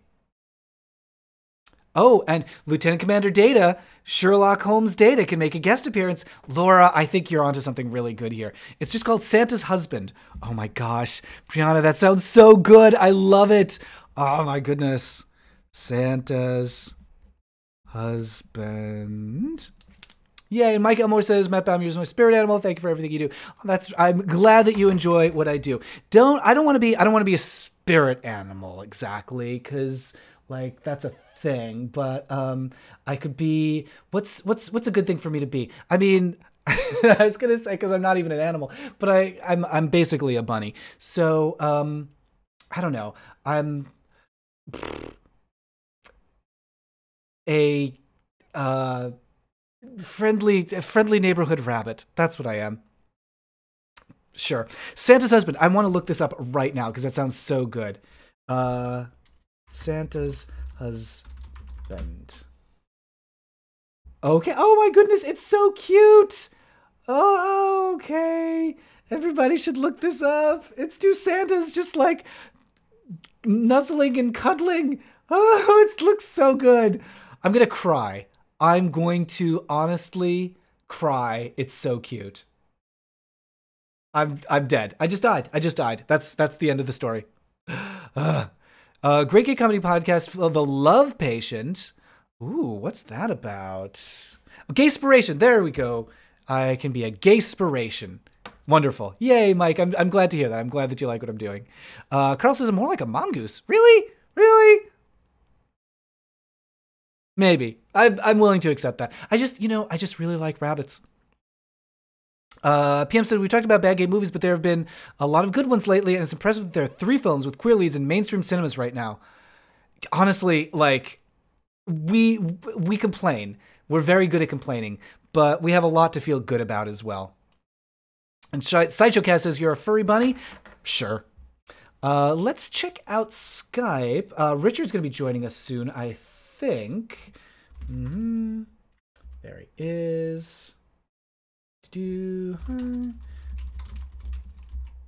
Just letting Richard know that we're ready for him. So we're going to be joined by Richard in just a few minutes to talk about like whatever he's into. I'm sure we'll be talking about some fantasy stuff and maybe some Harry Potter and some, I don't know, Redwall and just, Richard's favorite things. So Richard's just lurking. Okay, good. So yeah, Richard, if you're watching, you could just go ahead and Skype in at any time, and then we'll bump you over onto the screen, and I'm going to get that. Uh-oh. James, do we have the Skype thing? That's closed. Yes. Should say,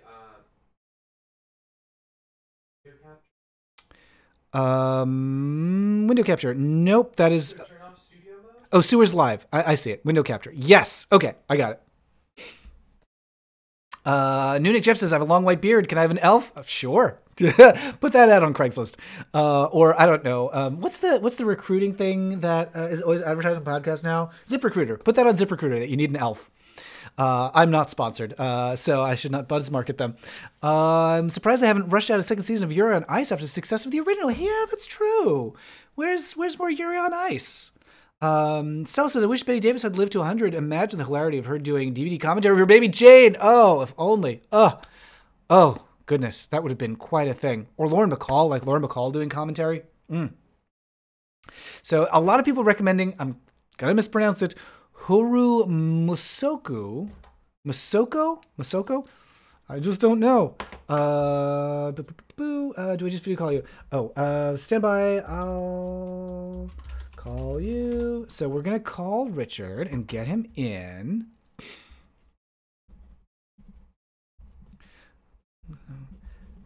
Hello. I am unable to hear you, but that might be a problem on my end and not on your end. Let's see. No, we don't seem to have any audio coming through for you. Nope, still not coming through. Let's see. James, there's nothing I should have to fiddle with to hear Richard, right? It's possible. You might things to see. Okay, we're going to keep trying. We're going to check settings for audio output. Is that something in Skype?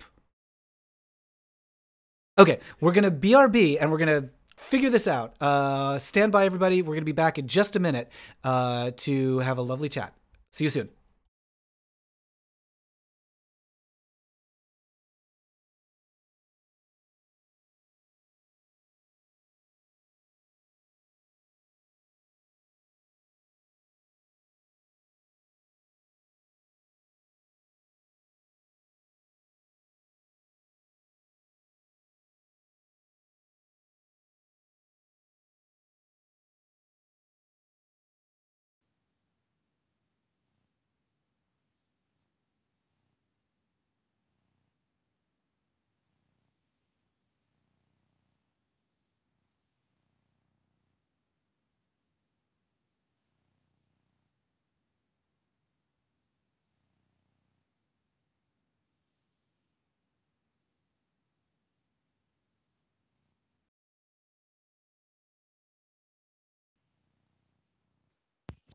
Can you hear me now?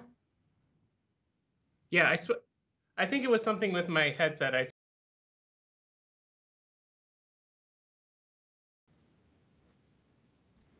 Okay, and we're back, and we're going to bring Richard in with the image capture, and there he is. I'm going to try to resize that a little bit so it looks a little nicer, and so that everybody isn't looking at my contacts.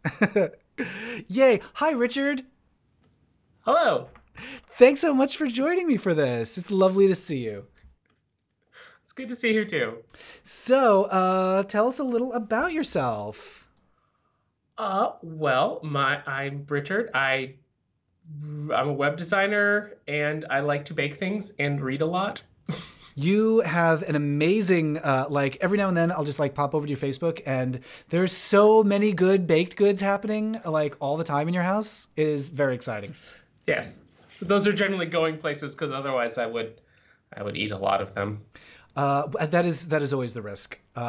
Yes, the risk, exactly. Yeah. And you're also, I know, a big gamer and avid reader. Yeah, mostly board games. Mm-hmm. I watch a lot of Let's Plays. Oh, lovely. Who are you watching?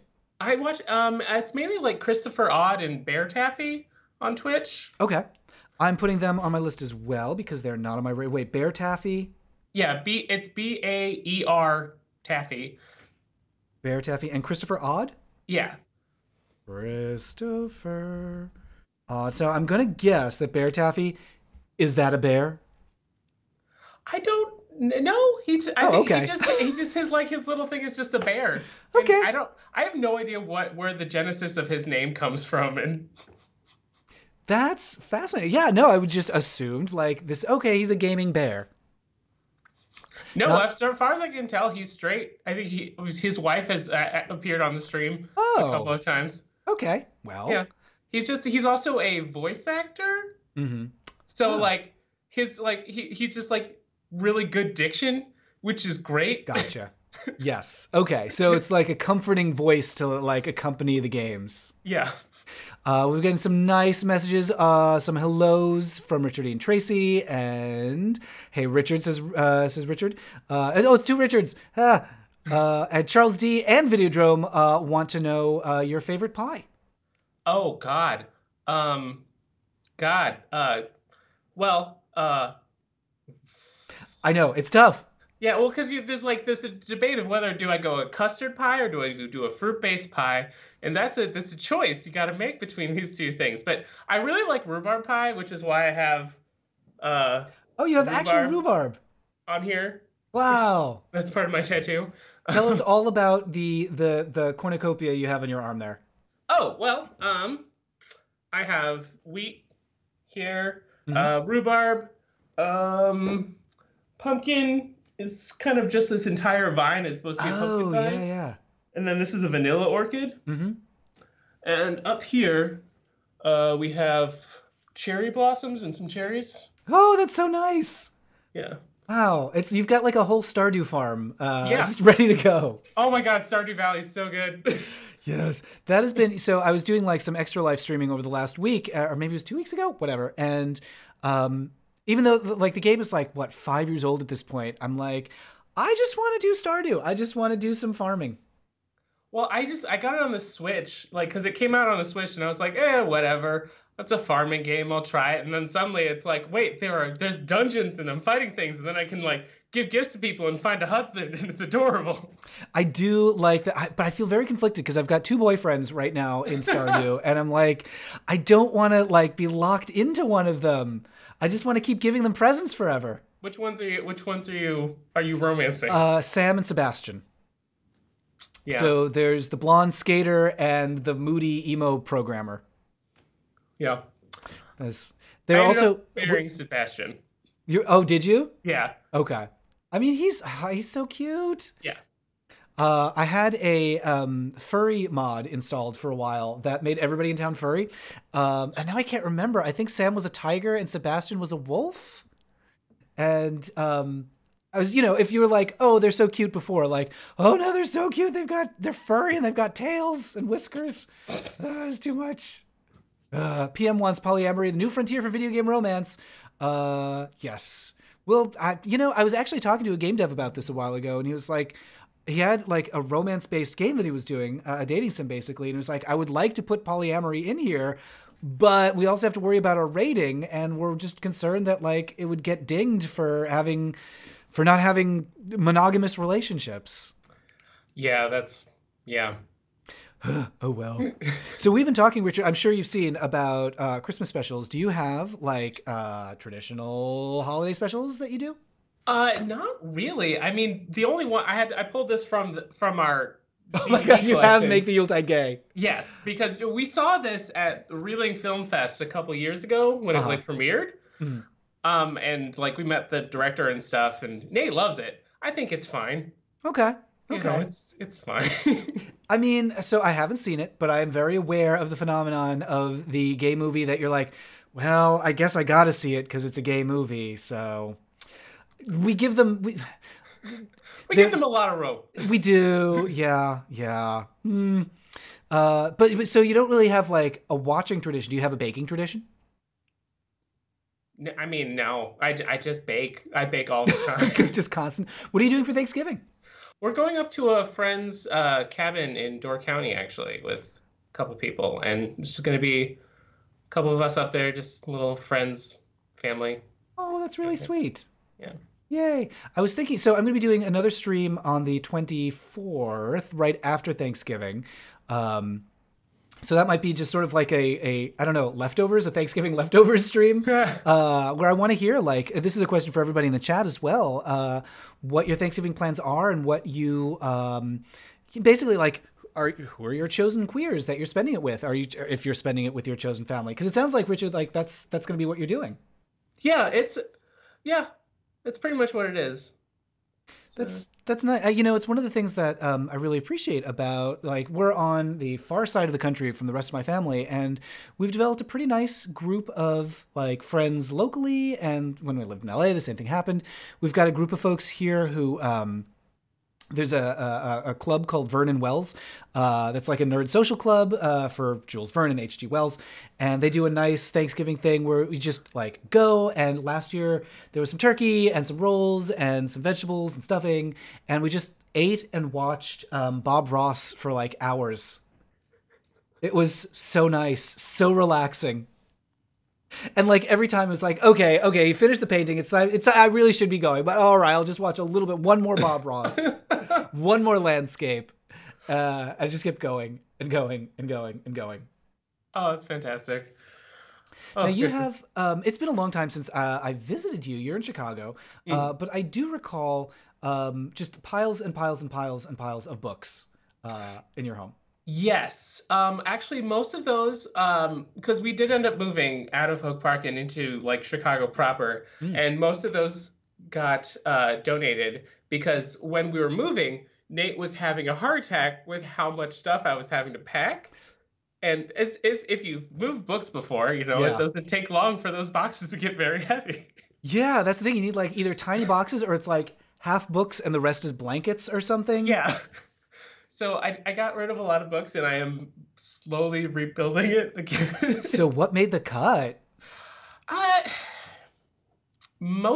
think honestly, almost everything. Like I kept all of, like some of the hardback ones or the ones that were continued series. A lot of the mass market paperbacks I ended up putting away, giving those away. And the thing is, I have a Kindle now. So it's like now I'm just amassing them in ebook form, which is better, but also a lot easier to purchase. I feel that question mark because like it's so nice to glance over at your shelves and see all the like paper and reading material and just be surrounded by it. Just the feel of a library and like that smell of a book from the 1960s, like when you flip the pages and you're like, paper, paper, paper. So of the series and the hardcovers, like what are your recommendations? What are the books that you're like, I want to have these close? Well, I've still kept pretty much all of my Jim Butcher Dresden Files kind of stuff. Mm-hmm. That's just like the classic urban fantasy. Yeah. but the one I'm excited about right now is the October Day series, which is by Shannon McGuire. Have you ever heard of her? No, tell me about that. Shannon McGuire, she writes a fantasy series or urban fantasy series called October Day, which is a female protagonist who is half fae, and it's kind of there are 12 books in this series as of right now. And it's still continuing. She started them. The first one was published in 2009. I made notes today because I did not want to forget things. Okay.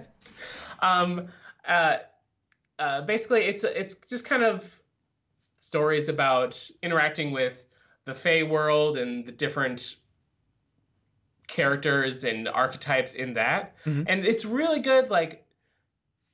I have a habit of, for long-standing series, when a new one comes out, I don't just read the new one. I go through all of them. I'll read book 1 through book 12.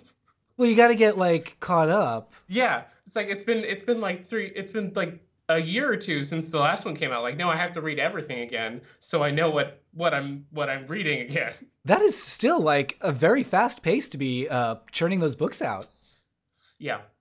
Wow. And that is not the only thing she writes. She writes a series called Wayward Children series, which is stories about children who, kind of like Alice in Wonderland, who went to these fantasy lands but then came back. Okay. And their lives afterwards, which are real good. Oh, interesting. Yeah. What you're describing reminds me a bit of Courtney Crumrin. Are you familiar with that? It's this graphic novel series called by Ted Nafa, who also did Polly and the Pirates, and he did some other series. Anyway, but it's about this girl, Courtney Crumrin, who moves to a spooky town with a spooky house and starts crossing over into the Feywild and having adventures with there's a werewolf that she befriends, and it's a lot of this nice blend of regular life and also there's something spooky in the shadows.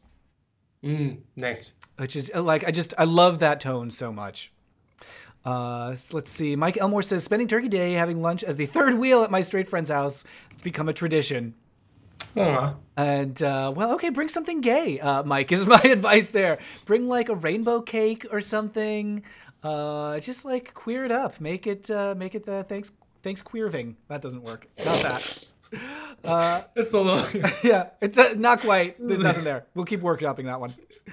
Not Test on Animal says, I'm going to spend actual Thanksgiving with my family, but my boyfriend will be coming to visit on Saturday. Yay! Aww. That's nice. Mike says, I've not done much on Thanksgiving since college when I drove 500 miles to meet a gay.com chat hookup and brought him to Thanksgiving. Oh my goodness. Ooh. Haven't been invited to family dinner since. Well, I mean, if that was the desired outcome, I guess that's an effective way to do it. Emily has a question for you, Richard. Do you enjoy sweet, savory, or both in your baking? Mostly I bake sweet things. I don't know why, it's just always been easier, but I've done stuff like quiches and regular breads, cheese breads. But I bake just so many cookies, brownies, macaroons, pies, cakes. Not many cakes, because I'm real bad at decorating cakes. Just real bad. You need, it's more than just a steady hand, but the amount of planning the architecture, the structure of the frosting, what order, and oh god, the mess of the piping. Yeah, no, people who decorate cakes have a great skill set that I have not cultivated. Yeah, I definitely feel you on that. I took a cake decorating class many years ago, and all of my designs just looked a little. The joke of it was that it seemed like there was a little bit of melting. There wasn't. It just seemed like everything slid a little further from what it was supposed to look like. So it's hard to you have the picture in your head, and it's just very hard to make it come out that way on the actual confection. Yeah. Charles D says, I've gotten into audiobooks lately. Use the Libby app from Overdrive. Library checkout for digital audiobooks. It's so controversial though, because I really like having the physical thing. But like you say, Richard, it's so convenient, especially when you're moving, to be we don't need to pack 30 boxes that are 100 pounds each. Yeah. And they do take up a lot of space. Yeah. Raphael says hello. Hello, Raphael. Thanks for joining. Let's see. Videodrome is placing political pressure on family at Thanksgivings, which is, if you can do that, that's a good opportunity to do it. I'm writing a piece for, is it for Into? For Into, about like how to have practice nonviolent communication with family members, which is definitely an acquired skill for many of us. Mike Elmore says, hashtag Queers Giving. And Dwight Walker says Queers Giving Day with lots of smiles. So I don't know. Like, I think our assignment for everybody is to take Thanksgiving and make it gay.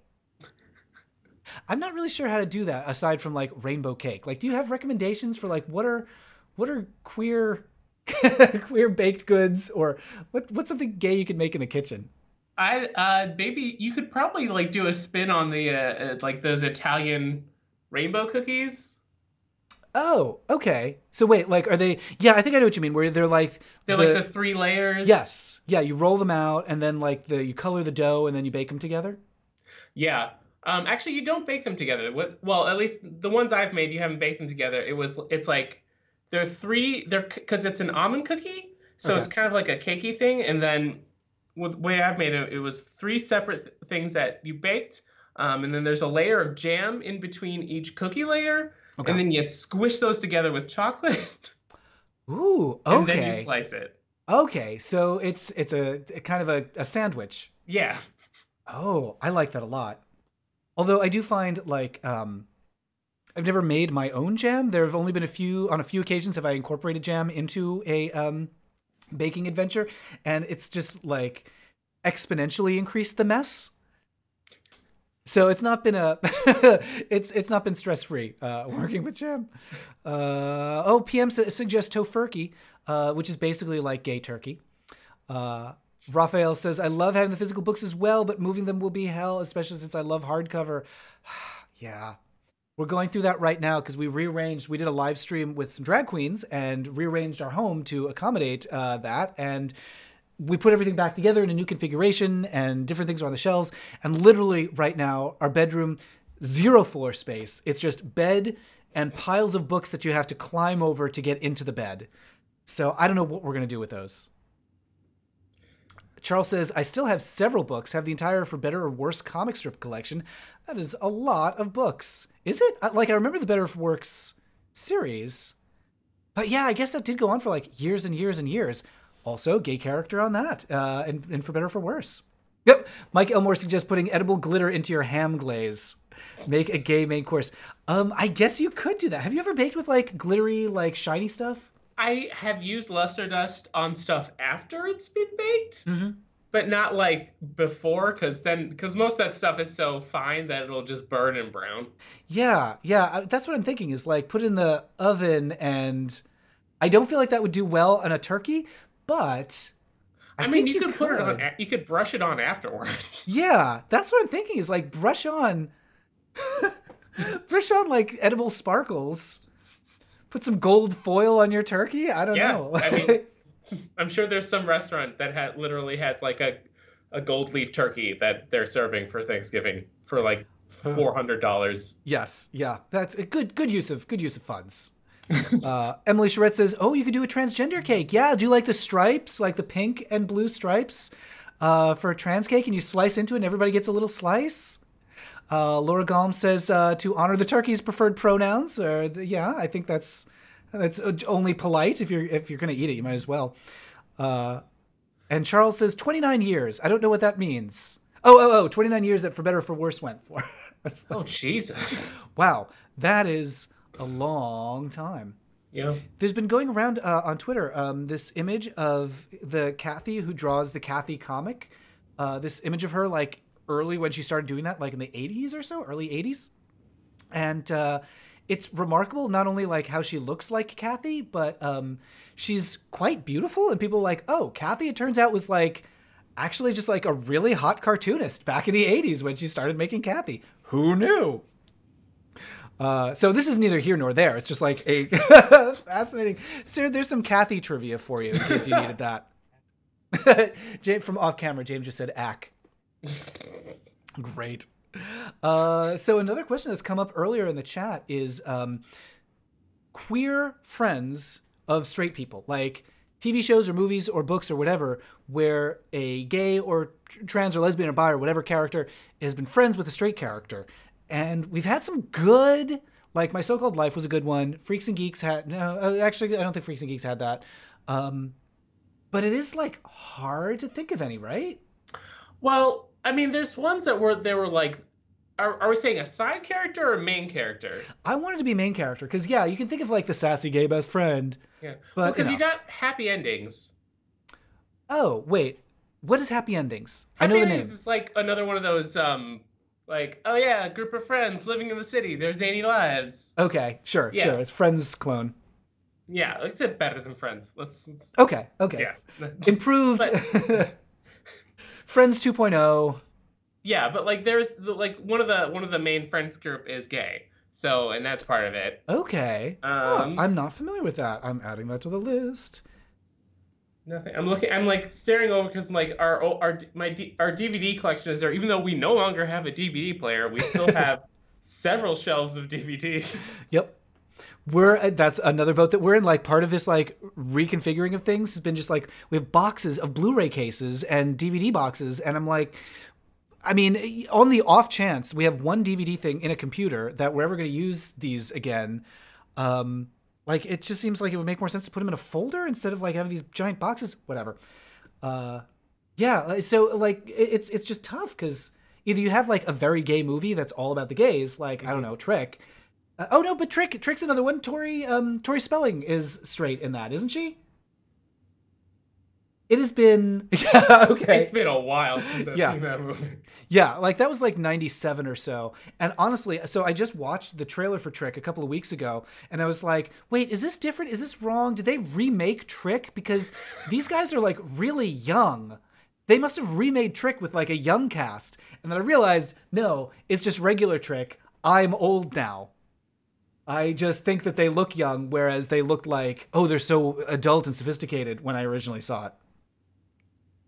Dave Rendon suggests nearly half of Degrassi. But which Degrassi? Because there's been like 6 of them, right? There's been a lot. There's been more than one. I know that. We have had multiple Degrassis. But nearly half of Degrassi, says Dave Rendon. I was going to say, like, we're not too far into She-Ra, but it seems like there's going to be a lot of queer content in that. Have you watched any of She-Ra yet?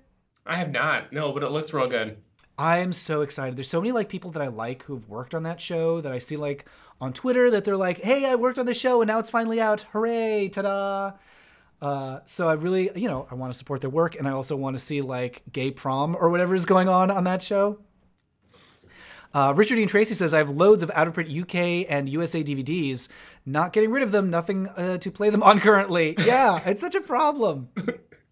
I definitely went through a process where I converted as many VHS tapes as I could to DVD, and now I've got DVD versions of all of my VHS tapes. And yet again, I'm in this boat of like, what do I do with the DVDs? Womp womp. It's not easy to convert them either. No. Well, especially the Blu-rays. I don't think there's like a good way to rip those. And just like ripping the DVDs, like you have to put them through Handbrake or whatever you're using. It's such a process. Yeah. Videodrum suggests Real World Season 3, San Francisco. Of course. That was, gosh, speaking of things that it's been a while since watching, that would have been like, what, 92 maybe? Did you watch that? I didn't have MTV. Yeah. So I know of Real World. Like I've heard stories, and like I'm on the internet, so Oh, okay. Yeah. So you're familiar. Well, it's what happens when people stop being polite and start getting real. What? And there's this character, Pedro, who was gay and HIV positive. And so it was like a major thing to have this character on TV in the 90s when a lot of people had never seen anybody like that before. D. Night Walker does not like happy endings. I think that's what you're referring to. Because Charles D says, I binged happy endings, and by the end I was wondering how they didn't get arrested every episode due to their behavior. Well, let's be honest, that's most of these sitcoms. They're like, no, these people would not be able to do this. It's true. Like, you are a psycho person. Like, it's just crazy to me that like the last episode of Seinfeld ends with them in jail when it's like kind of every episode should have had them get in trouble with the law. Yeah. I Need the Krupp says, since I do not do the family Thanksgiving, last year I made a turducken. Still haven't made up my mind of what obscure thing to make this year. Have you ever done one of those like elaborate turkey duck chicken? I have not, but I did see one where like the last thing they put in was like a squid. What? No, stop.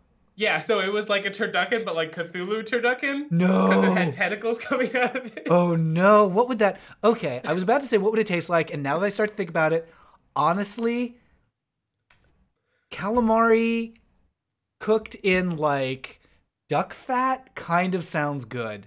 Yeah, it's not bad. I did a this is years ago now, when Downton Abbey was like on everybody's mind. We did a Downton Abbey party where everybody had to bring food that would have been prepared and made at that time. Yeah, I mean, the face that you're making is accurate. So difficult to find ingredients, not all of them very good. But I did this like duck based appetizer that was actually pretty good. And then I had all this duck fat afterwards. And so I was cooking things in duck fat, and oh my God, turns out that is fantastic. Yeah. It's so good. D. Night Walker says they're queer characters in the new She-Ra, but I didn't last as long to confirm. Oh, D. Night Walker doesn't like the new She-Ra. Not well written. Oh no. You know, it's pretty. You gotta give it that. It is pretty. I mean, isn't it it's still a kid's show. That's the thing. It is a Right? kid's show. Let's I feel like the bar has been set kind of unfairly high by shows like Avatar or Steven Universe and Gravity Falls. Yeah, but even on Steven Universe, there are some episodes where I'm just like, I don't care about this. Sure. Just like fast forward. And yeah, I will say, like anything that happens on the new She-Ra, like when you compare it to the original, I don't know. Like I was talking to James about this earlier. There's a lot to defend with original She-Ra, but I wouldn't say that like the intention with that one was to make great art. There are a lot of very weird ideas. Well, no, the intention with the original She-Ra and He-Man was to sell a toy. Exactly. Yeah. It's like, So, wait, how yeah. many characters can we make this, and how many different accessories can we give them? Right. And they all have exactly the same bodies, miraculously. Yeah. Rezel the Fallen's just joined. Hello, Rezel. Sorry I'm late. My D&D game went a tad longer than expected. I'm glad you're here. Good to see you. Rezel, I hope things are going well with you. Charles D says there's a grocery store near where I live where you can order a cooked turducken. I mean, that to me feels a bit like cheating. Like, I feel like part of the experience is pulling it off in your own oven. I don't know. Sometimes you're just done. Okay, I mean, fair enough. Like, there are times when, like, I don't know. I used to be very much a purist about, like, everything has to be made from scratch. And I will admit to, like, there are potato flakes in our pantry, and I won't always, go the whole, like, process of growing the tomatoes in my own garden, for example. Yeah, like I use jellies and jams a lot when I'm baking. Mm-hmm. I don't can. I'm not gonna. That seems just like there's so much danger of explosions. I don't want to do that. Yeah. I don't. You have to turn your kitchen into like a laboratory. Yeah. I sympathize. Rezel says, what is happening? We're just wrapping up a stream, sharing recommendations for a queer holiday entertainment. We've got a lot of good recommendations. Make the Yuletide Gate. Wait, is it signed?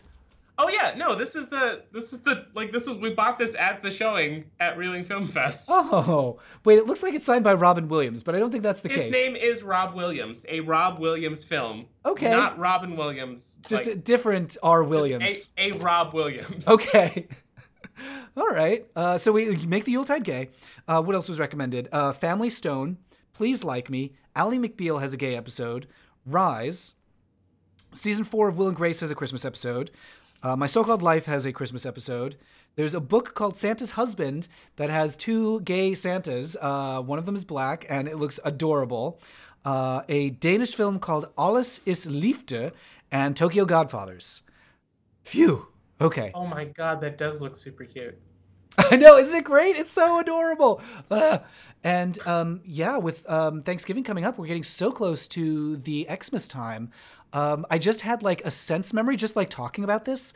I had like the sense memory of when you smell fresh pine in the house and how nice that smell is. So we're getting close to that. Let's see. Mike Elmore says, Mike Elmore recommends deep fried turducken. Oh, one Thanksgiving we spent with some gays and had like the deep fryer and did the whole like dip it into the fat or dip it into the boiling oil and risk of horrible fire. It was so stressful. The whole process was just so scary to me. I'm like, aren't the holidays enough work that we don't need to worry about like the fire marshal? Yeah. And apparently this year, every turkey is infected with salmonella. Oh no, really? Is that a thing? There's been an outbreak on like a bunch of turkeys, like recalls and stuff. Yeah, actually, So, I will cook say. your turkey well. Literally yesterday, I was at the grocery store and there was a big like recall notice over the turkeys. So yikes! I didn't know that was like a giant national problem. I was just like, oh, that's too bad that that's a Seattle thing. Ooh. Charles D says you should watch the English heritage videos on YouTube with Mrs. Crocombe. That is the Britishest thing I've ever heard. Lots of Christmas food episodes from Victorian era rather than Edwardian of Downton Abbey. Okay, I'm willing. I will say, like, Richard, I'm sure you're like deep in the weeds with British Bake Off. Okay, you know how you were talking about how you don't want to watch things because your mother recommended them? Yeah. I've had so many people recommend British Bake Off yeah. that I'm kind of like, ah. You don't want to give them the satisfaction. A little bit. I don't know why. Right. No, that's totally fair. There are, I will say, British Bake Off, when it airs in the UK, and apparently they take it out for the US version, they do these little field segments where they leave the competition and they go to like some town or some market or something, and they just like for 5-10 minutes talk about the history of some like British food item. And it is fascinating because they're talking about like dating back to the 1300s. This is how they made bread. And it's so interesting. Or like dumplings or something. And I just love hearing about that. And also how incredibly disgusting the food was. They did a whole thing on eel pies that I will say, like, the eel pie is kind of the least gross thing that they've featured. Because at least that, you know, is a pie and it's just like smothered in butter. And I'm like, okay, I can deal with that. Yeah. Let's see. Raphael recommends Gaywick by Vincent Verga. Great gothic mystery with mostly gay characters. What? That sounds amazing. Gaywick. It sounds like just the name sounds so good. Rezel says, I'm DMing and subsequently RPing as the fabulous gay Goliath enchanter. I'm having so much fun in your D&D group. My group just adores witty remarks, calls him Mr. Fabulous. Oh, Rezel, that sounds really great. Fabulous gay Goliath enchanter. Ah, that's great. Coco recommends, of course, Addams Family Values as a go-to Thanksgiving movie. Yes, very much about like the queer outcast-friendly family. Written by Paul, I always forget his last name. Addams Family Values was written by Paul something. James said Hollywood. No, it was not Paul Hollywood. No, it was written by Paul something who wrote In and Out, and he wrote Jeffrey, and Rudnick, Paul Rudnick. Thank you, James. Wrote Addams Family Values, which is why there's a lot of very gay jokes in that movie. Like gay without it being about gay. It's just like you can tell that like some queer person had some sensibility in here. Yeah. Let's see. And Rezel says, good news, I might have met a first therapist that doesn't want to return me to my manhood, which is fantastic. I know, Rezel, that was an issue for you, is like pressure to deal in ways that were not productive with coming out. So I'm glad that you've got a good resource there. And it sounds like your D&D group is also like a good group of folks. So I'm happy to hear that. And please let us know how it's going with you. Rezel says, my well of queer art knowledge didn't yet fill, so I'll just listen. That's cool. That is why I do this, is to share recommendations. Alex Grizzly recommends the new air fryers. Okay. Tell me about big enough for turkeys? Yeah, that's what I'm wondering. There was a prank going around on Twitter recently where people were encouraged to text some person in their life who knows a lot about cooking or baking and say, what's the best way to cook a turkey in the microwave? And just to post the responses, the horrified responses that they got in response to that. Air fryer, big enough for a turkey? I don't know. Mike Elmore recommends Christmas specials of Are You Being Served? I think, yes. Are you... I'm writing that down. Being served. Great idea. Yeah, Richard Ian Tracy said the U.S. edit of Bake Off is bizarre. Not the least of which, because they're not allowed to call it Bake Off in the United States, because Pillsbury has trademarked the word Bake Off. So they have to change it to what is it, the British Baking Show, I think? Yeah. So it's the British Baking Show in the U.S. and Bake Off in England. And they even digitally edit, the grand prize is a platter, like a cake platter, with British Bake Off etched in the glass. And they digitally replace in the footage Bake Off with Baking Show. And you can see like the weird digital blur of the word changing as the person is holding the cake stand. It's so weird. Anyway. Buying the Thanksgiving in a box defeats the purpose of cooking, says I need the crap. Holidays my personal cooking gauntlet being thrown down. One has to up my game each year. Oh, and PM says Paul Rennick. Thank you. Thank you, PM.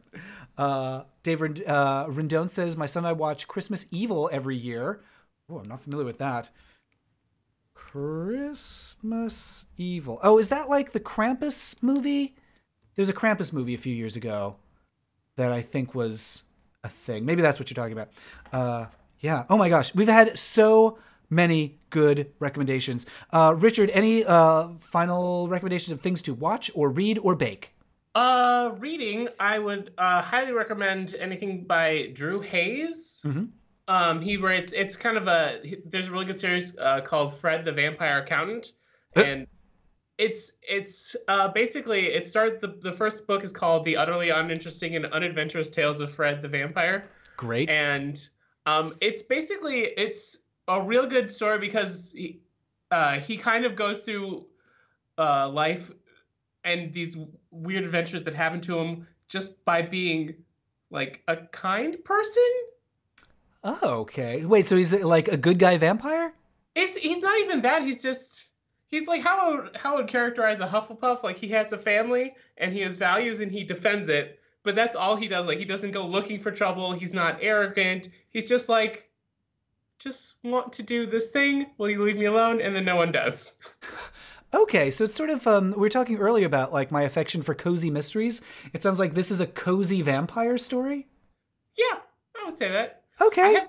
The other thing that came with didn't come with the Kindle, but Kindle Unlimited, mm-hmm.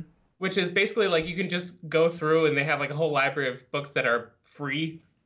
Basically, you can check out 10 at a time. So right. I have just torn through that, which is just like there's lit RPG, there's like paranormal romance. It's just everything. Anything on there. And a lot of it's bad. Don't get me wrong. Sure.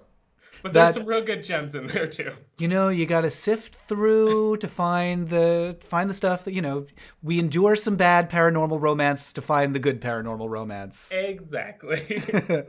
Rezel, it sounds like you had a great session. Your group fought a coven of hags that infiltrated the royal castle. I do love a good hag. Queen was one of the hags. Oh, that's so good. One of the players took one for the team. Ooh, and it didn't finish. Wow. Okay, that sounds like a great cliffhanger. And some questions about recommendations for fun or interesting spin on the traditional pumpkin pie. Oh God, I really like I like ginger way too much. I was going to say ginger. Out there. Yep. Yeah, just like if you like, most of the pumpkin pie starts off with just a lot of cinnamon mm-hmm. and then like a teaspoon of ginger. But what's real nice is you can get like pureed ginger. It's from the ginger people. It's just like minced and pureed and stuff. And you use like a tablespoonful of that in your pumpkin pie. And it's a real good zing, which is real good and it's warm. And it's real great to do that. Oh, that does sound really good. I was thinking like, is there a way you could do sort of an umami thing with pumpkin? And I may be barking up the wrong tree with that. Because with the ginger made me think of soy sauce. And I don't know that soy and pumpkin would I don't know if that's a good match. You don't want a soy sauce pie? It wouldn't be a dessert anymore. No, that's the thing. Is it's just kind of turning into like mashed pumpkin. That just sounds like pumpkin is a side dish. Yeah, like you can roast a pumpkin and do that, just marinate in soy and instead of salt. I think that would work.